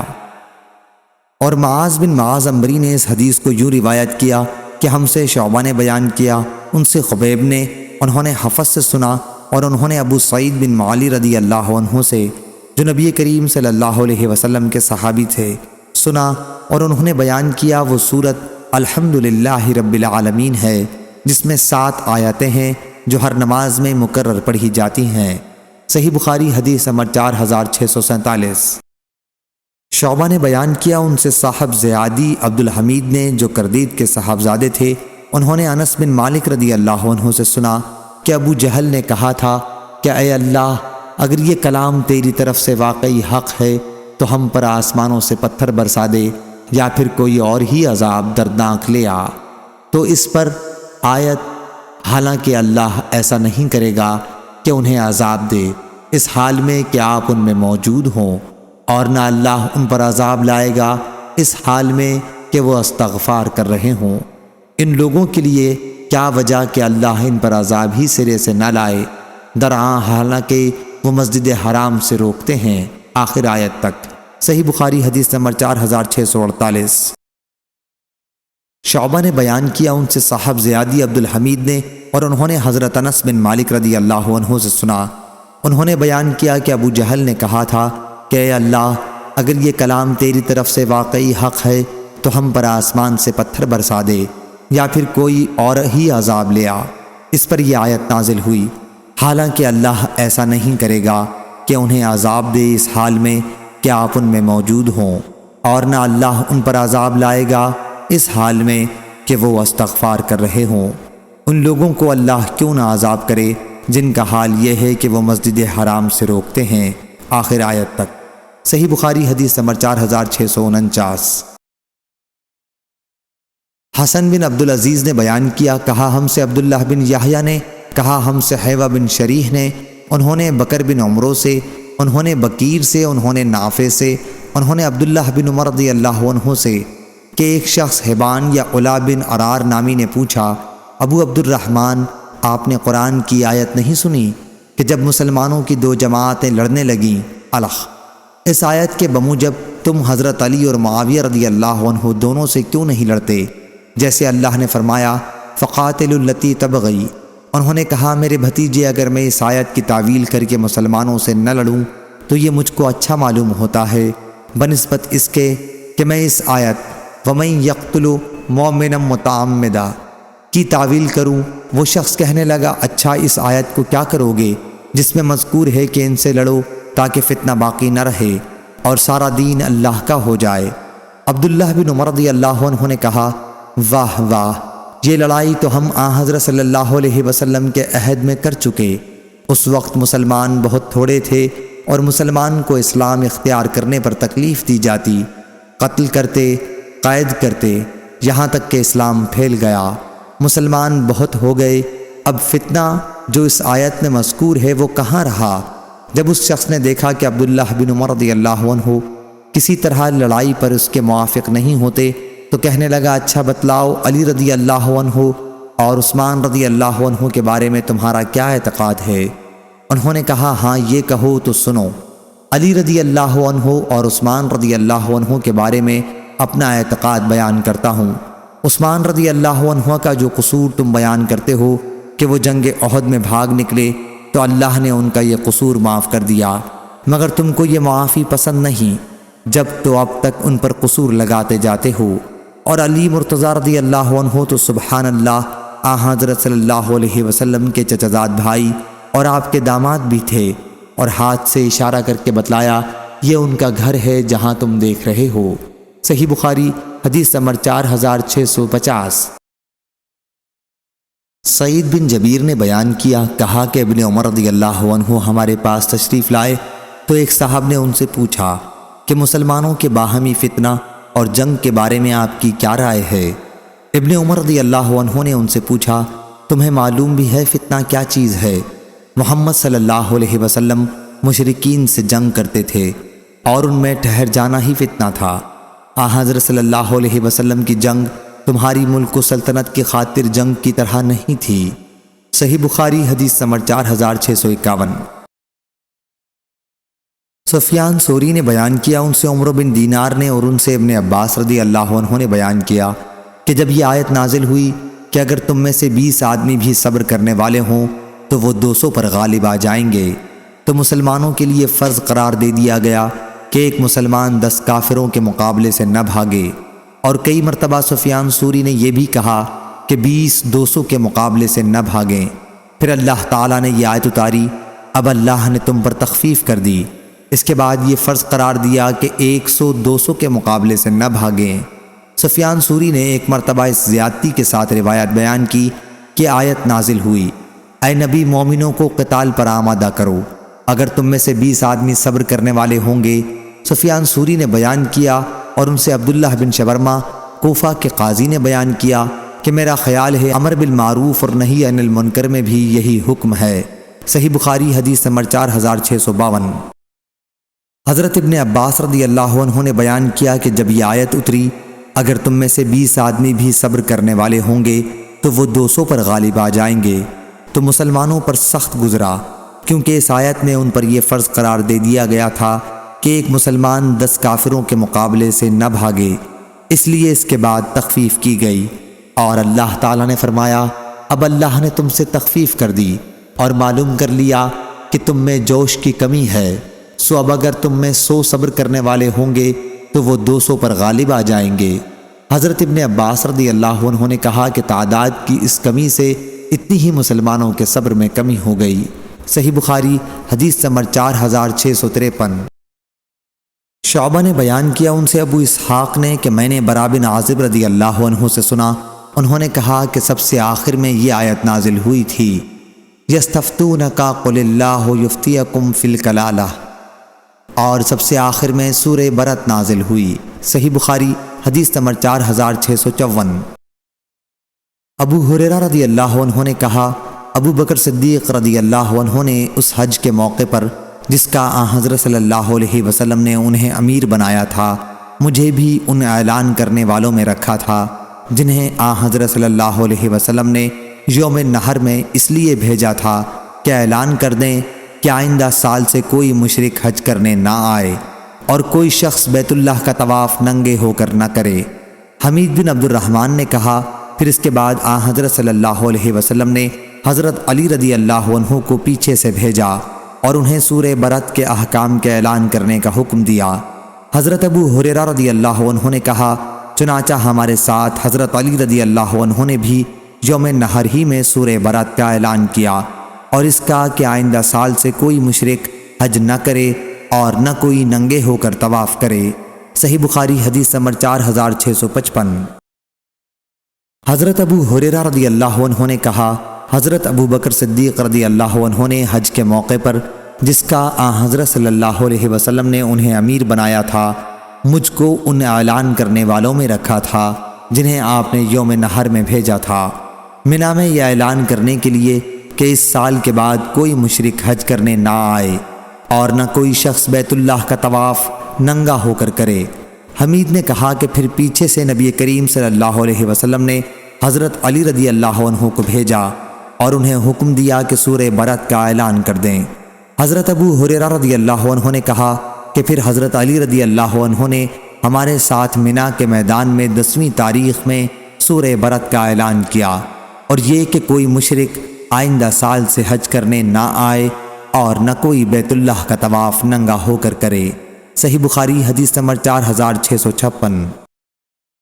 حضرت ابو ہریرہ رضی اللہ عنہ نے خبر دی کہ حضرت ابو بکر صدیق رضی اللہ عنہ نے اس حج کے موقع پر جس کا انہیں رسول اللہ صلی اللہ علیہ وسلم نے امیر بنایا تھا، حجۃ الوداع سے 1 سال پہلے 9 ہجری میں انہیں بھی ان اعلان کرنے والوں میں رکھا تھا جنہیں لوگوں میں آپ نے یہ اعلان کرنے کے لیے بھیجا تھا کہ آئندہ سال سے کوئی مشرک حج کرنے نہ آئے اور نہ کوئی بیت اللہ کا طواف ننگے ہو کر کرے۔ حمید نے کہا کہ حضرت ابو ہریرہ رضی اللہ عنہ کی اس حدیث سے معلوم ہوتا ہے کہ یوم نحر بڑے حج کا دن ہے۔ صحیح بخاری حدیث نمبر 4657۔ زید بن وہب نے بیان کیا کہ ہم حضرت حذیفہ بن یمان رضی اللہ عنہ کی خدمت میں حاضر تھے۔ انہوں نے کہا، یہ آیت جن لوگوں کے بارے میں اتری ان میں سے اب صرف 3 شخص باقی ہیں، اسی طرح منافقوں میں سے بھی اب 4 شخص باقی ہیں۔ اتنے میں ایک دیہاتی کہنے لگا، آپ تو حضرت صلی اللہ علیہ وسلم کے صحابی ہیں، ہمیں ان لوگوں کے متعلق بتائیے کہ ان کا کیا حشر ہوگا جو ہمارے گھروں میں چھید کر کے اچھی چیزیں چرا کے لے جاتے ہیں۔ انہوں نے کہا کہ یہ لوگ فاسق بدکار ہیں، ہاں ان منافقوں میں 4 کے سوا اور کوئی باقی نہیں رہا ہے، اور ایک تو اتنا بوڑھا ہو چکا ہے کہ اگر ٹھنڈا پانی پیتا ہے تو اس کی ٹھنڈ کا بھی اسے پتہ نہیں چلتا۔ صحیح بخاری حدیث نمبر 4658۔ حضرت ابو ہریرہ رضی اللہ عنہ نے بیان کیا اور انہوں نے رسول اللہ صلی اللہ علیہ وسلم سے سنا، آپ فرما رہے تھے کہ تمہارا خزانہ جس میں سے زکوٰۃ نہ دی گئی ہو قیامت کے دن گنجے ناگ کی شکل اختیار کرے گا۔ صحیح بخاری حدیث نمبر 4659۔ زید بن وہب نے بیان کیا کہ میں مقام ربضہ میں ابو ذر غفاری رضی اللہ عنہ کی خدمت میں حاضر ہوا اور عرض کیا کہ اس جنگل میں آپ نے کیوں قیام کو پسند کیا؟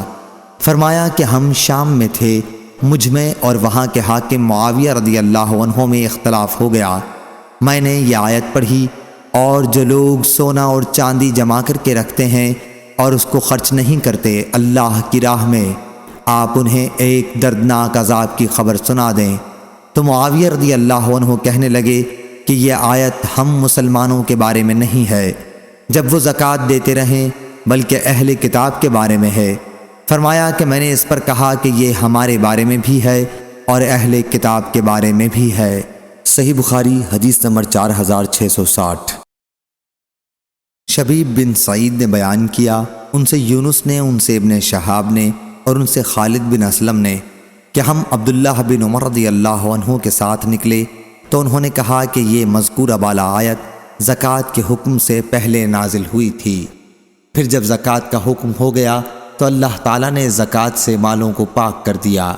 صحیح بخاری حدیث نمبر 4661۔ حماد بن زید نے بیان کیا، ان سے ایوب سختیانی نے، ان سے محمد بن سیرین نے، ان سے عبد الرحمن بن ابی بکرہ نے، ان سے ان کے والد ابو بکرہ نفی بن حارث رضی اللہ عنہ نے کہ رسول اللہ صلی اللہ علیہ وسلم نے حجۃ الوداع کے خطبے میں فرمایا، دیکھو زمانہ پھر اپنی پہلی سی حیت پر آ گیا ہے جس پر اللہ تعالیٰ نے آسمان و زمین کو پیدا کیا تھا۔ سال 12 مہینے کا ہوتا ہے، ان میں سے 4 حرمت والے مہینے ہیں، 3 تو لگاتار یعنی ذیقعدہ، ذوالحج اور محرم، اور چوتھا رجب، مضر جو جمادی الاخری اور شعبان کے درمیان میں پڑتا ہے۔ صحیح بخاری حدیث نمبر 4662۔ ابو بکر صدیق رضی اللہ عنہ نے بیان کیا، انہوں نے کہا کہ میں غار ثور میں نبی کریم صلی اللہ علیہ وسلم کے ساتھ تھا، میں نے کافروں کے پاؤں دیکھے جو ہمارے سر پر کھڑے ہوئے تھے۔ صدیق رضی اللہ عنہ گھبرا گئے اور بولے کہ یا رسول اللہ صلی اللہ علیہ وسلم، اگر ان میں سے کسی نے ذرا بھی قدم اٹھائے تو وہ ہم کو دیکھ لے گا۔ آپ نے فرمایا، تو کیا سمجھتا ہے ان 2 آدمیوں کو کوئی نقصان پہنچا سکے گا جن کے ساتھ تیسرا اللہ تعالیٰ ہو؟ صحیح بخاری حدیث نمبر 4663۔ حضرت ابن عباس رضی اللہ عنہ نے بیان کیا کہ جب میرا عبداللہ بن زبیر رضی اللہ عنہ سے اختلاف ہو گیا تھا تو میں نے کہا کہ ان کے والد زبیر بن عوام رضی اللہ عنہ تھے، ان کی والدہ اسماء بنت ابو بکر رضی اللہ عنہ تھیں، ان کی خالہ عائشہ رضی اللہ عنہ تھیں، ان کے نانا ابو بکر رضی اللہ عنہ تھے، ان کے دادی حضور اکرم صلی اللہ علیہ وسلم کی پھوپھی صفیہ رضی اللہ عنہ تھیں۔ عبداللہ بن محمد نے بیان کیا کہ میں نے سفیان بن عینہ سے پوچھا کہ اس روایت کی سند کیا ہے، تو انہوں نے کہنا شروع کیا، حدثنا، ہم سے حدیث بیان کی، لیکن ابھی اتنا ہی کہنے پائے تھے کہ انہیں ایک دوسرے شخص نے دوسری باتوں میں لگا دیا اور راوی کا نام ابن جریج وہ نہ بیان کر سکے۔ صحیح بخاری حدیث نمبر 4664۔ ابن ابی ملیکہ نے بیان کیا کہ ابن عباس اور ابن زبیر رضی اللہ عنہ کے درمیان بیعت کا جھگڑا پیدا ہو گیا تھا، اور میں صبح کو ابن عباس رضی اللہ عنہ کی خدمت میں حاضر ہوا اور عرض کیا، آپ عبداللہ بن زبیر رضی اللہ عنہ سے جنگ کرنا چاہتے ہیں، اس کے باوجود کہ اللہ کے حرم کی بے حرمتی ہوگی؟ ابن عباس رضی اللہ عنہ نے فرمایا، معاذ اللہ، یہ تو اللہ تعالیٰ نے ابن زبیر رضی اللہ عنہ اور بنو امیہ ہی کے مقدر میں لکھ دیا ہے کہ وہ حرم کی بے حرمتی کریں۔ خدا کی قسم میں کسی صورت میں بھی اس بے حرمتی کے لیے تیار نہیں ہوں۔ ابن عباس رضی اللہ عنہ نے بیان کیا کہ لوگوں نے مجھ سے کہا تھا کہ ابن زبیر رضی اللہ عنہ سے بیعت کر لو۔ میں نے ان سے کہا کہ مجھے ان کی خلافت کو تسلیم کرنے میں کیا تعامل ہو سکتا ہے۔ ان کے والد حضرت صلی اللہ علیہ وسلم کے حواری تھے۔ آپ کی مراد زبیر بن عوام رضی اللہ عنہ سے تھی۔ ان کے نانا صاحب غار تھے، اشارہ ابو بکر صدیق رضی اللہ عنہ کی طرف تھا۔ ان کی والدہ صاحب نطاقین یعنی حضرت اسماء رضی اللہ عنہا، ان کی خالہ ام المومنین تھیں، مراد حضرت عائشہ رضی اللہ عنہا سے تھی۔ ان کی پھوپھی نبی کریم صلی اللہ علیہ وسلم کی زوجہ مطہرہ تھیں، مراد خدیجہ رضی اللہ عنہا سے تھی۔ حضرت ابن عباس رضی اللہ عنہ کی مراد ان باتوں سے یہ تھی کہ وہ بہت سی خوبیوں کے مالک ہیں، اور حضور اکرم صلی اللہ علیہ وسلم کی پھوپھی ان کی دادی ہیں، اشارہ صفیہ رضی اللہ عنہا کی طرف تھا۔ اس کے علاوہ وہ خود اسلام میں ہمیشہ صاف کردار اور پاک دامن رہے اور قرآن کے عالم ہیں، اور خدا کی قسم اگر وہ مجھ سے اچھا برتاؤ کریں تو ان کو کرنا ہی چاہیے۔ وہ میرے بہت قریب کے رشتہ دار ہیں، اور اگر وہ مجھ پر حکومت کریں تو خیر حکومت کریں، وہ ہمارے برابر کے عزت والے ہیں۔ لیکن عبداللہ بن زبیر رضی اللہ عنہ نے تو اسامہ اور حمید کے لوگوں کو ہم پر ترجیح دی ہے۔ ان کے مراد مختلف قبائل یعنی بنو اسد، بنو تویت، بنو اسامہ اور بنو اسد سے تھی۔ ادھر ابن ابی العاص بڑی عمدگی سے چل رہا ہے، یعنی عبد الملک بن مروان مسلسل پیش قدمی کر رہا ہے، اور عبداللہ بن زبیر رضی اللہ عنہ نے تو اس کے سامنے دم دبا لی ہے۔ صحیح بخاری حدیث نمبر 4665۔ ابن ابی ملیکہ نے خبر دی کہ ہم ابن عباس رضی اللہ عنہ کی خدمت میں حاضر ہوئے تو انہوں نے کہا کہ ابن زبیر رضی اللہ عنہ پر تمہیں حیرت نہیں ہوتی؟ وہ اب خلافت کے لیے کھڑے ہو گئے ہیں، تو میں نے ارادہ کر لیا کہ ان کے لیے محنت مشقت کروں گا۔ کیا ایسی محنت اور مشقت میں نے ابو بکر اور عمر رضی اللہ عنہ کے لیے بھی نہیں کی، حالانکہ وہ دونوں ان سے ہر حیثیت سے بہتر تھے۔ میں نے لوگوں سے کہا کہ وہ رسول اللہ صلی اللہ علیہ وسلم کی پھوپھی کی اولاد میں سے ہیں۔ زبیر رضی اللہ عنہ کے بیٹے، ابو بکر رضی اللہ عنہ کے نواسے، خدیجہ رضی اللہ عنہا کے بھائی کے بیٹے، عائشہ رضی اللہ عنہا کی بہن کے بیٹے۔ لیکن عبداللہ بن زبیر رضی اللہ عنہ نے کیا کیا؟ وہ مجھ سے غرور کرنے لگے۔ انہوں نے نہیں چاہا کہ میں ان کے خاص مصاحبوں میں رہوں۔ اپنے دل میں کہا، مجھ کو ہرگز یہ گمان نہ تھا کہ میں تو ان سے ایسی عاجزی کروں گا اور وہ اس پر بھی مجھ سے راضی نہ ہوں گے۔ خیر اب مجھے امید نہیں کہ وہ میرے ساتھ بھلائی کریں گے۔ جو ہونا تھا وہ ہوا۔ اب بنو امیہ جو میرے چچا زاد بھائی ہیں اگر مجھ پر حکومت کریں تو یہ مجھ کو اوروں کے حکومت کرنے سے زیادہ پسند ہے۔ صحیح بخاری حدیث نمبر 4666۔ ابو سعید خدری رضی اللہ عنہ نے بیان کیا کہ نبی کریم صلی اللہ علیہ وسلم کے پاس کچھ مال آیا تو آپ نے 4 آدمیوں میں اسے تقسیم کر دیا جو 9 مسلم تھے، اور فرمایا کہ میں یہ مال دے کر ان کی دلجوئی کرنا چاہتا ہوں۔ اس پر بنو تمیم کا ایک شخص بولا، کیا آپ نے انصاف نہیں کیا؟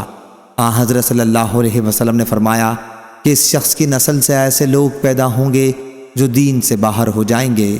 صحیح بخاری حدیث نمبر 4667۔ ابو مسعود انصاری رضی اللہ عنہ نے بیان کیا کہ جب ہمیں خیرات کرنے کا حکم ہوا تو ہم مزدوری پر بوجھ اٹھاتے اور اس کی مزدوری صدقے میں دے دیتے۔ چنانچہ ابو عقیل رضی اللہ عنہ اسی مزدوری سے آدھا سا خیرات لے کر آئے، اور ایک دوسرے صحابی عبد الرحمن بن عوف رضی اللہ عنہ اس سے زیادہ لائے۔ اس پر منافقوں نے کہا کہ اللہ کو اس یعنی عقیل رضی اللہ عنہ کے صدقے کی کوئی ضرورت نہیں تھی، اور اس دوسرے عبد الرحمن بن عوف رضی اللہ عنہ نے تو محض دکھاوے کے لیے اتنا بہت سا صدقہ دیا ہے۔ چنانچہ یہ آیت نازل ہوئی، کیا ایسے لوگ ہیں جو صدقات کے بارے میں نفل صدقہ دینے والے مسلمانوں پر طعن کرتے ہیں، اور خصوصاً ان لوگوں پر جنہیں بجز ان کی محنت مزدوری کے کچھ نہیں ملتا، آخر آیت تک۔ صحیح بخاری حدیث نمبر 4668۔ ابو مسعود انصاری رضی اللہ عنہ نے بیان کیا کہ رسول کریم صلی اللہ علیہ وسلم صدقے کی ترغیب دیتے تھے تو آپ کے بعض صحابہ رضی اللہ عنہم مزدوری کر کے لاتے اور بڑی مشکل سے 1 مد کا صدقہ کر سکتے، لیکن آج انہی میں بعض ایسے ہیں جن کے پاس لاکھوں درہم ہیں۔ غالباً ان کا اشارہ خود اپنی طرف تھا۔ حماد نے کہا ہاں سچ ہے۔ صحیح بخاری حدیث نمبر 4669۔ عبید بن اسماعیل نے بیان کیا، ان سے ابو اسامہ نے، ان سے عبید اللہ عمری نے، ان سے نافع نے اور ان سے ابن عمر رضی اللہ عنہ نے کہ جب عبداللہ بن ابی منافق کا انتقال ہوا تو اس کے لڑکے عبداللہ بن عبداللہ رضی اللہ عنہ جو پختہ مسلمان تھے رسول اللہ صلی اللہ علیہ وسلم کی خدمت میں حاضر ہوئے اور عرض کیا کہ آپ صلی اللہ علیہ وسلم اپنی قمیص ان کے والد کے کفن کے لیے عنایت فرما دیں۔ حضرت صلی اللہ علیہ وسلم نے قمیص عنایت فرمائی۔ پھر انہوں نے عرض کی کہ آپ صلی اللہ علیہ وسلم نماز جنازہ بھی پڑھا دیں۔ حضرت صلی اللہ علیہ وسلم نماز جنازہ پڑھانے کے لیے بھی آگے بڑھ گئے۔ اتنے میں حضرت عمر رضی اللہ عنہ نے آپ صلی اللہ علیہ وسلم کا دامن پکڑ لیا اور عرض کیا یا رسول اللہ صلی اللہ علیہ وسلم اس کی نماز جنازہ پڑھانے جا رہے ہیں، جبکہ اللہ تعالیٰ نے آپ صلی اللہ علیہ وسلم کو اس سے منع بھی فرما دیا ہے۔ حضرت صلی اللہ علیہ وسلم نے فرمایا اللہ تعالیٰ نے مجھے اختیار دیا ہے، فرمایا ہے کہ آپ صلی اللہ علیہ وسلم ان کے لیے استغفار کریں خواہ نہ کریں۔ اگر آپ ان کے لیے 70 بار بھی استغفار کریں گے تب بھی اللہ انہیں نہیں بخشے گا، اس لیے میں 70 مرتبہ سے بھی زیادہ استغفار کروں گا۔ ممکن ہے کہ اللہ تعالیٰ زیادہ استغفار کرنے سے معاف کر دے۔ حضرت عمر رضی اللہ عنہ بولے لیکن یہ شخص تو منافق ہے۔ حضرت ابن عمر رضی اللہ عنہ نے بیان کیا کہ آخر حضرت صلی اللہ علیہ وسلم نے اس کی نماز جنازہ پڑھائی۔ اس کے بعد اللہ تعالیٰ نے یہ حکم نازل فرمایا کہ اور ان سے جو کوئی مر جائے اس پر کبھی بھی نماز نہ پڑھیے اور نہ اس کی قبر پر کھڑا ہو۔ صحیح بخاری حدیث نمبر 4670۔ لیث بن سعد نے بیان کیا، ان سے عقیل نے دوسری سند اور ان کے علاوہ ابو صالح عبداللہ بن صالح نے بیان کیا کہ مجھ سے لیث بن سعد نے بیان کیا، ان سے عقیل نے بیان کیا، ان سے ابن شہاب نے بیان کیا، انہیں عبید اللہ ابن عبداللہ نے خبر دی اور ان سے حضرت ابن عباس رضی اللہ عنہ نے، ان سے حضرت عمر رضی اللہ عنہ نے جب عبداللہ بن ابی ابن سلول کی موت ہوئی تو رسول کریم صلی اللہ علیہ وسلم سے اس کی نماز جنازہ پڑھانے کے لیے کہا گیا۔ جب آپ نماز پڑھانے کے لیے کھڑے ہوئے تو میں جلدی سے خدمت نبوی میں پہنچا اور عرض کیا کہ یا رسول اللہ صلی اللہ علیہ وسلم آپ ابن ابی منافق کی نماز جنازہ پڑھانے لگے ہیں، حالانکہ اس نے فلاں دن اس طرح کی باتیں اسلام کے خلاف کی تھیں۔ حضرت عمر رضی اللہ عنہ نے بیان کیا کہ میں اس کی کہی ہوئی باتیں ایک ایک کر کے پیش کرنے لگا، لیکن حضرت صلی اللہ علیہ وسلم نے تبسم کر کے فرمایا عمر میرے پاس سے ہٹ جاؤ اور صف میں جا کر کھڑے ہو جاؤ۔ میں نے اصرار کیا تو آپ نے فرمایا کہ مجھے اختیار دیا گیا ہے، اس لیے میں نے ان کے لیے استغفار کرنے اور ان کی نماز جنازہ پڑھانے ہی کو پسند کیا۔ اگر مجھے یہ معلوم ہو جائے کہ 70 مرتبہ سے زیادہ استغفار کرنے سے اس کی مغفرت ہو جائے گی تو میں 70 مرتبہ سے زیادہ استغفار کروں گا۔ بیان کیا کہ پھر حضرت صلی اللہ علیہ وسلم نے نماز پڑھائی اور واپس تشریف لائے۔ تھوڑی دیر ابھی ہوئی تھی کہ سورہ برد کی 2 آیتیں نازل ہوئیں کہ ان میں سے جو کوئی مر جائے اس پر کبھی بھی نماز نہ پڑھیے، آخر آیت وہم فاسقون تک۔ حضرت عمر رضی اللہ عنہ نے بیان کیا کہ بعد میں مجھے حضرت صلی اللہ علیہ وسلم کے سامنے اپنی اس درجہ جرت پر خود بھی حیرت ہوئی اور اللہ اور اس کے رسول بہتر جاننے والے ہیں۔ صحیح بخاری حدیث نمبر 4671۔ ابن عمر رضی اللہ عنہ نے بیان کیا کہ جب عبداللہ بن ابی کا انتقال ہوا تو اس کے بیٹے عبداللہ بن ابی رسول کریم صلی اللہ علیہ وسلم کی خدمت میں آئے۔ حضرت صلی اللہ علیہ وسلم نے انہیں اپنا کرتا عنایت فرمایا اور فرمایا کہ اس کرتے سے اسے کفن دیا جائے۔ پھر آپ اس پر نماز پڑھانے کے لیے کھڑے ہوئے تو عمر رضی اللہ عنہ نے آپ کا دامن پکڑ لیا اور عرض کیا آپ اس پر نماز پڑھانے کے لیے تیار ہو گئے، حالانکہ یہ منافق ہے، اللہ تعالیٰ بھی آپ کو ان کے لیے استغفار سے منع کر چکا ہے۔ حضرت صلی اللہ علیہ وسلم نے فرمایا کہ اللہ تعالیٰ نے مجھے اختیار دیا ہے، یا راوی نے خیرنی کی جگہ لفظ اخبرنی نقل کیا ہے۔ اللہ تعالیٰ کا ارشاد ہے کہ آپ ان کے لیے استغفار کریں خواہ نہ کریں، اگر آپ ان کے لیے 70 بار بھی استغفار کریں گے جب بھی اللہ انہیں نہیں بخشے گا۔ حضرت صلی اللہ علیہ وسلم نے فرمایا کہ میں 70 مرتبہ سے بھی زیادہ استغفار کروں گا۔ عمر رضی اللہ عنہ نے بیان کیا کہ پھر آپ صلی اللہ علیہ وسلم نے اس پر نماز پڑھی اور ہم نے بھی آپ کے ساتھ پڑھی۔ اس کے بعد اللہ تعالیٰ نے یہ آیت اتاری، اور ان میں سے جو کوئی مر جائے آپ اس پر کبھی بھی جنازہ نہ پڑھیں اور نہ اس کی قبر پر کھڑے ہوں، بے شک انہوں نے اللہ اور اس کے رسول کے ساتھ کفر کیا ہے اور وہ اس حال میں مرے ہیں کہ وہ نافرمان تھے۔ صحیح بخاری حدیث نمبر 4672۔ عبداللہ بن کعب بن مالک نے بیان کیا کہ انہوں نے کعب بن مالک رضی اللہ عنہ سے ان کے غزوہ تبوک میں شریک نہ ہو سکنے کا واقعہ سنا۔ انہوں نے بتلایا، خدا کی قسم ہدایت کے بعد اللہ نے مجھ پر اتنا بڑا اور کوئی انعام نہیں کیا جتنا رسول اللہ صلی اللہ علیہ وسلم کے سامنے سچ بولنے کے بعد ظاہر ہوا تھا کہ اس نے مجھے جھوٹ بولنے سے بچایا، ورنہ میں بھی اسی طرح ہلاک ہو جاتا جس طرح دوسرے لوگ جھوٹی معذرتیں بیان کرنے والے ہلاک ہوئے تھے۔ اور اللہ تعالیٰ نے ان کے بارے میں وحی نازل کی تھی کہ ان قریب یہ لوگ تمہارے سامنے جب تم ان کے پاس واپس جاؤ گے اللہ کی قسم کھا جائیں گے، آخر آیت الفاسقین تک۔ صحیح بخاری حدیث نمبر 4673۔ سمرہ بن جندب رضی اللہ عنہ نے بیان کیا کہ رسول اللہ صلی اللہ علیہ وسلم نے ہم سے فرمایا، رات خواب میں میرے پاس 2 فرشتے آئے اور مجھے اٹھا کر ایک شہر میں لے گئے جو سونے اور چاندی کی اینٹوں سے بنایا گیا تھا۔ وہاں ہمیں ایسے لوگ ملے جن کا آدھا بدن نہایت خوبصورت، اتنا کہ کسی دیکھنے والے نے ایسا حسن نہ دیکھا ہوگا، اور بدن کا دوسرا آدھا حصہ نہایت بدصورت تھا، اتنا کہ کسی نے بھی ایسی بدصورتی نہیں دیکھی ہوگی۔ دونوں فرشتوں نے ان لوگوں سے کہا، جاؤ اور اس نہر میں غوطہ لگاؤ۔ وہ گئے اور نہر میں غوطہ لگا آئے۔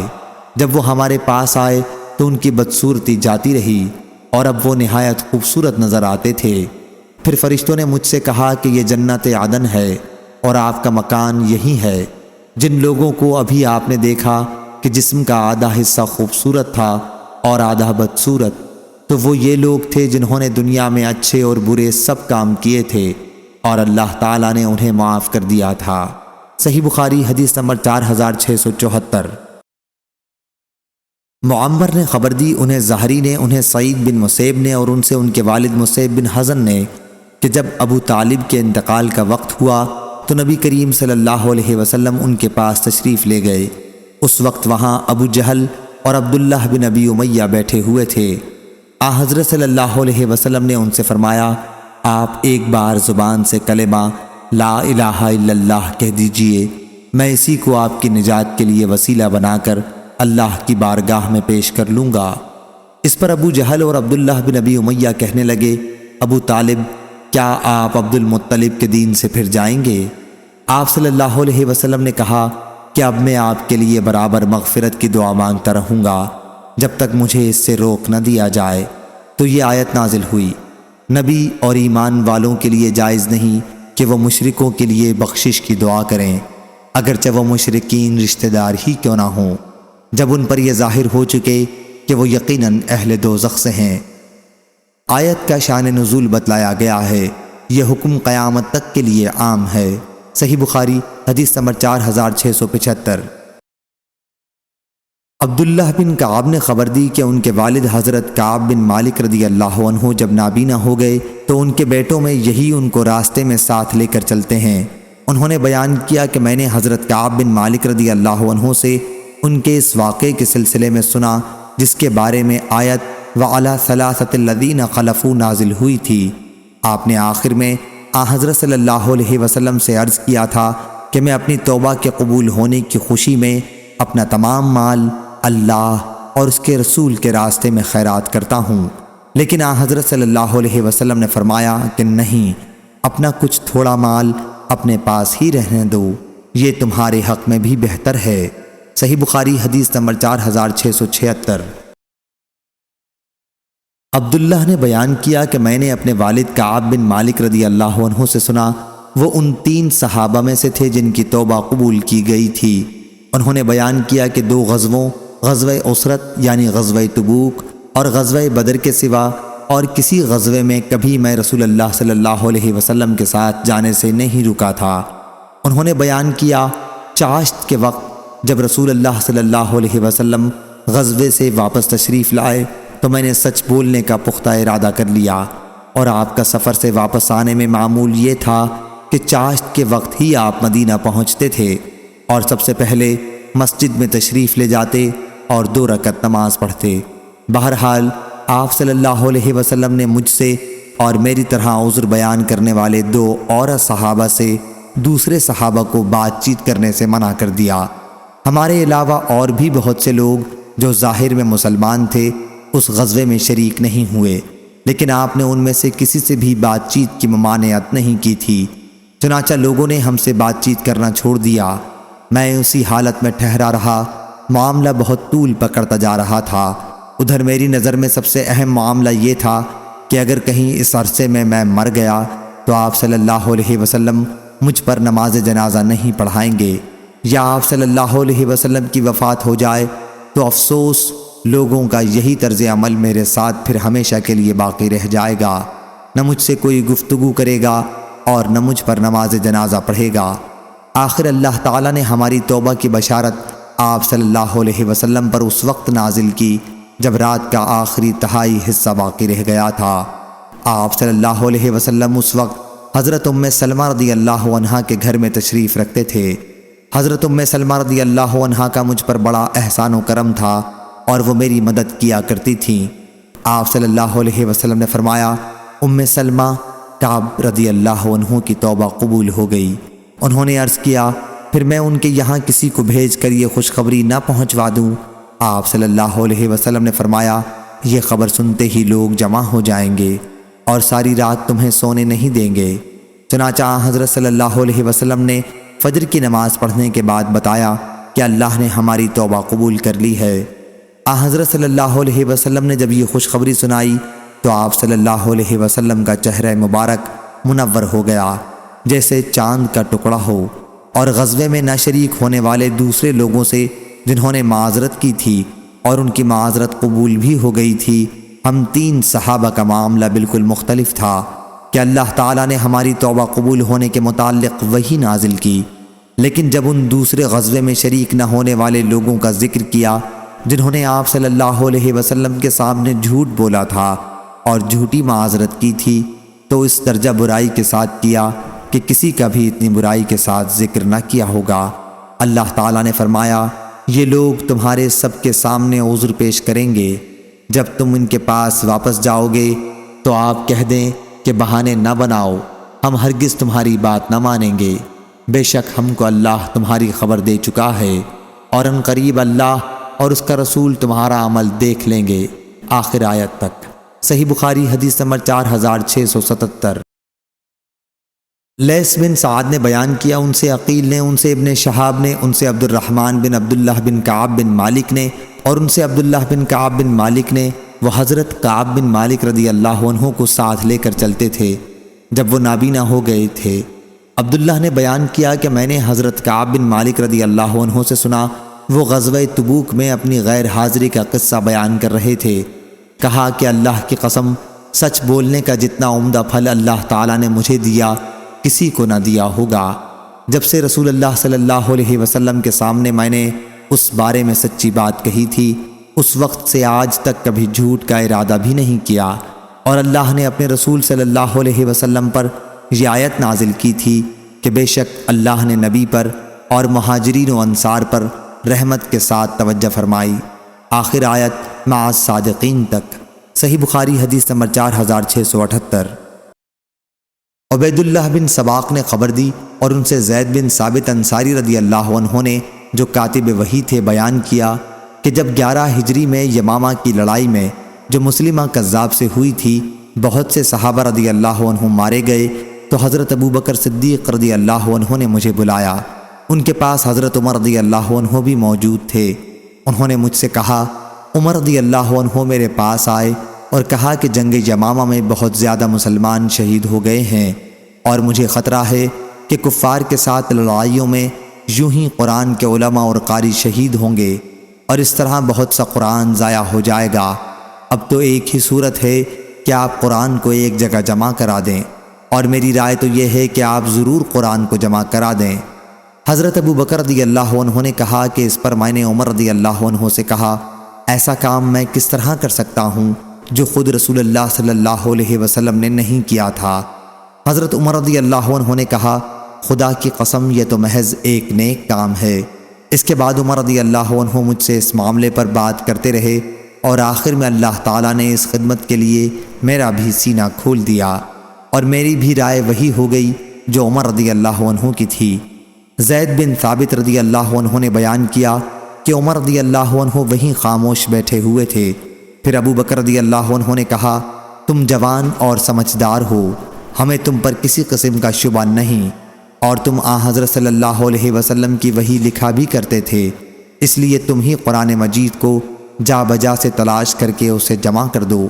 خدا کی قسم کہ اگر حضرت ابو بکر رضی اللہ عنہ مجھ کو کوئی پہاڑ اٹھا کے لے جانے کے لیے کہتے تو یہ میرے لیے اتنا بھاری نہ تھا جتنا قرآن کی ترتیب کا حکم۔ میں نے عرض کیا، آپ لوگ ایک ایسے کام کے کرنے پر کس طرح آمادہ ہو گئے جسے رسول اللہ صلی اللہ علیہ وسلم نے نہیں کیا تھا؟ تو ابو بکر رضی اللہ عنہ نے کہا کہ خدا کی قسم یہ ایک نیک کام ہے۔ پھر میں ان سے اس مسئلے پر گفتگو کرتا رہا، یہاں تک کہ اللہ تعالیٰ نے اس خدمت کے لیے میرا بھی سینہ کھول دیا، جس طرح ابو بکر و عمر رضی اللہ عنہ کا سینہ کھولا تھا۔ چنانچہ میں اٹھا اور میں نے کھال، ہڈی اور کھجور کی شاخوں سے جن پر قرآن مجید لکھا ہوا تھا اس دور کے رواج کے مطابق قرآن مجید کو جمع کرنا شروع کر دیا، اور لوگوں کو جو قرآن کے حافظ تھے حافظ سے بھی مدد لی، اور سورہ توبہ کی 2 آیتیں خزیمہ انصاری رضی اللہ عنہ کے پاس مجھے ملی، ان کے علاوہ کسی کے پاس مجھے نہیں ملی تھیں۔ وہ آیتیں یہ تھیں، لَقَدْ جَاءَكُمْ رَسُولٌ مِّنْ أَنفُسِكُمْ عَزِيزٌ عَلَيْهِ مَا عَنِتُّمْ حَرِيصٌ عَلَيْكُمْ، آخر تک۔ پھر مصحف جس میں قرآن مجید جمع کیا گیا تھا ابو بکر صدیق رضی اللہ عنہ کے پاس رہا، آپ کی وفات کے بعد عمر رضی اللہ عنہ کے پاس محفوظ رہا، پھر آپ کی وفات کے بعد آپ کی صاحبزادی ام المومنین حفصہ رضی اللہ عنہ کے پاس محفوظ رہا۔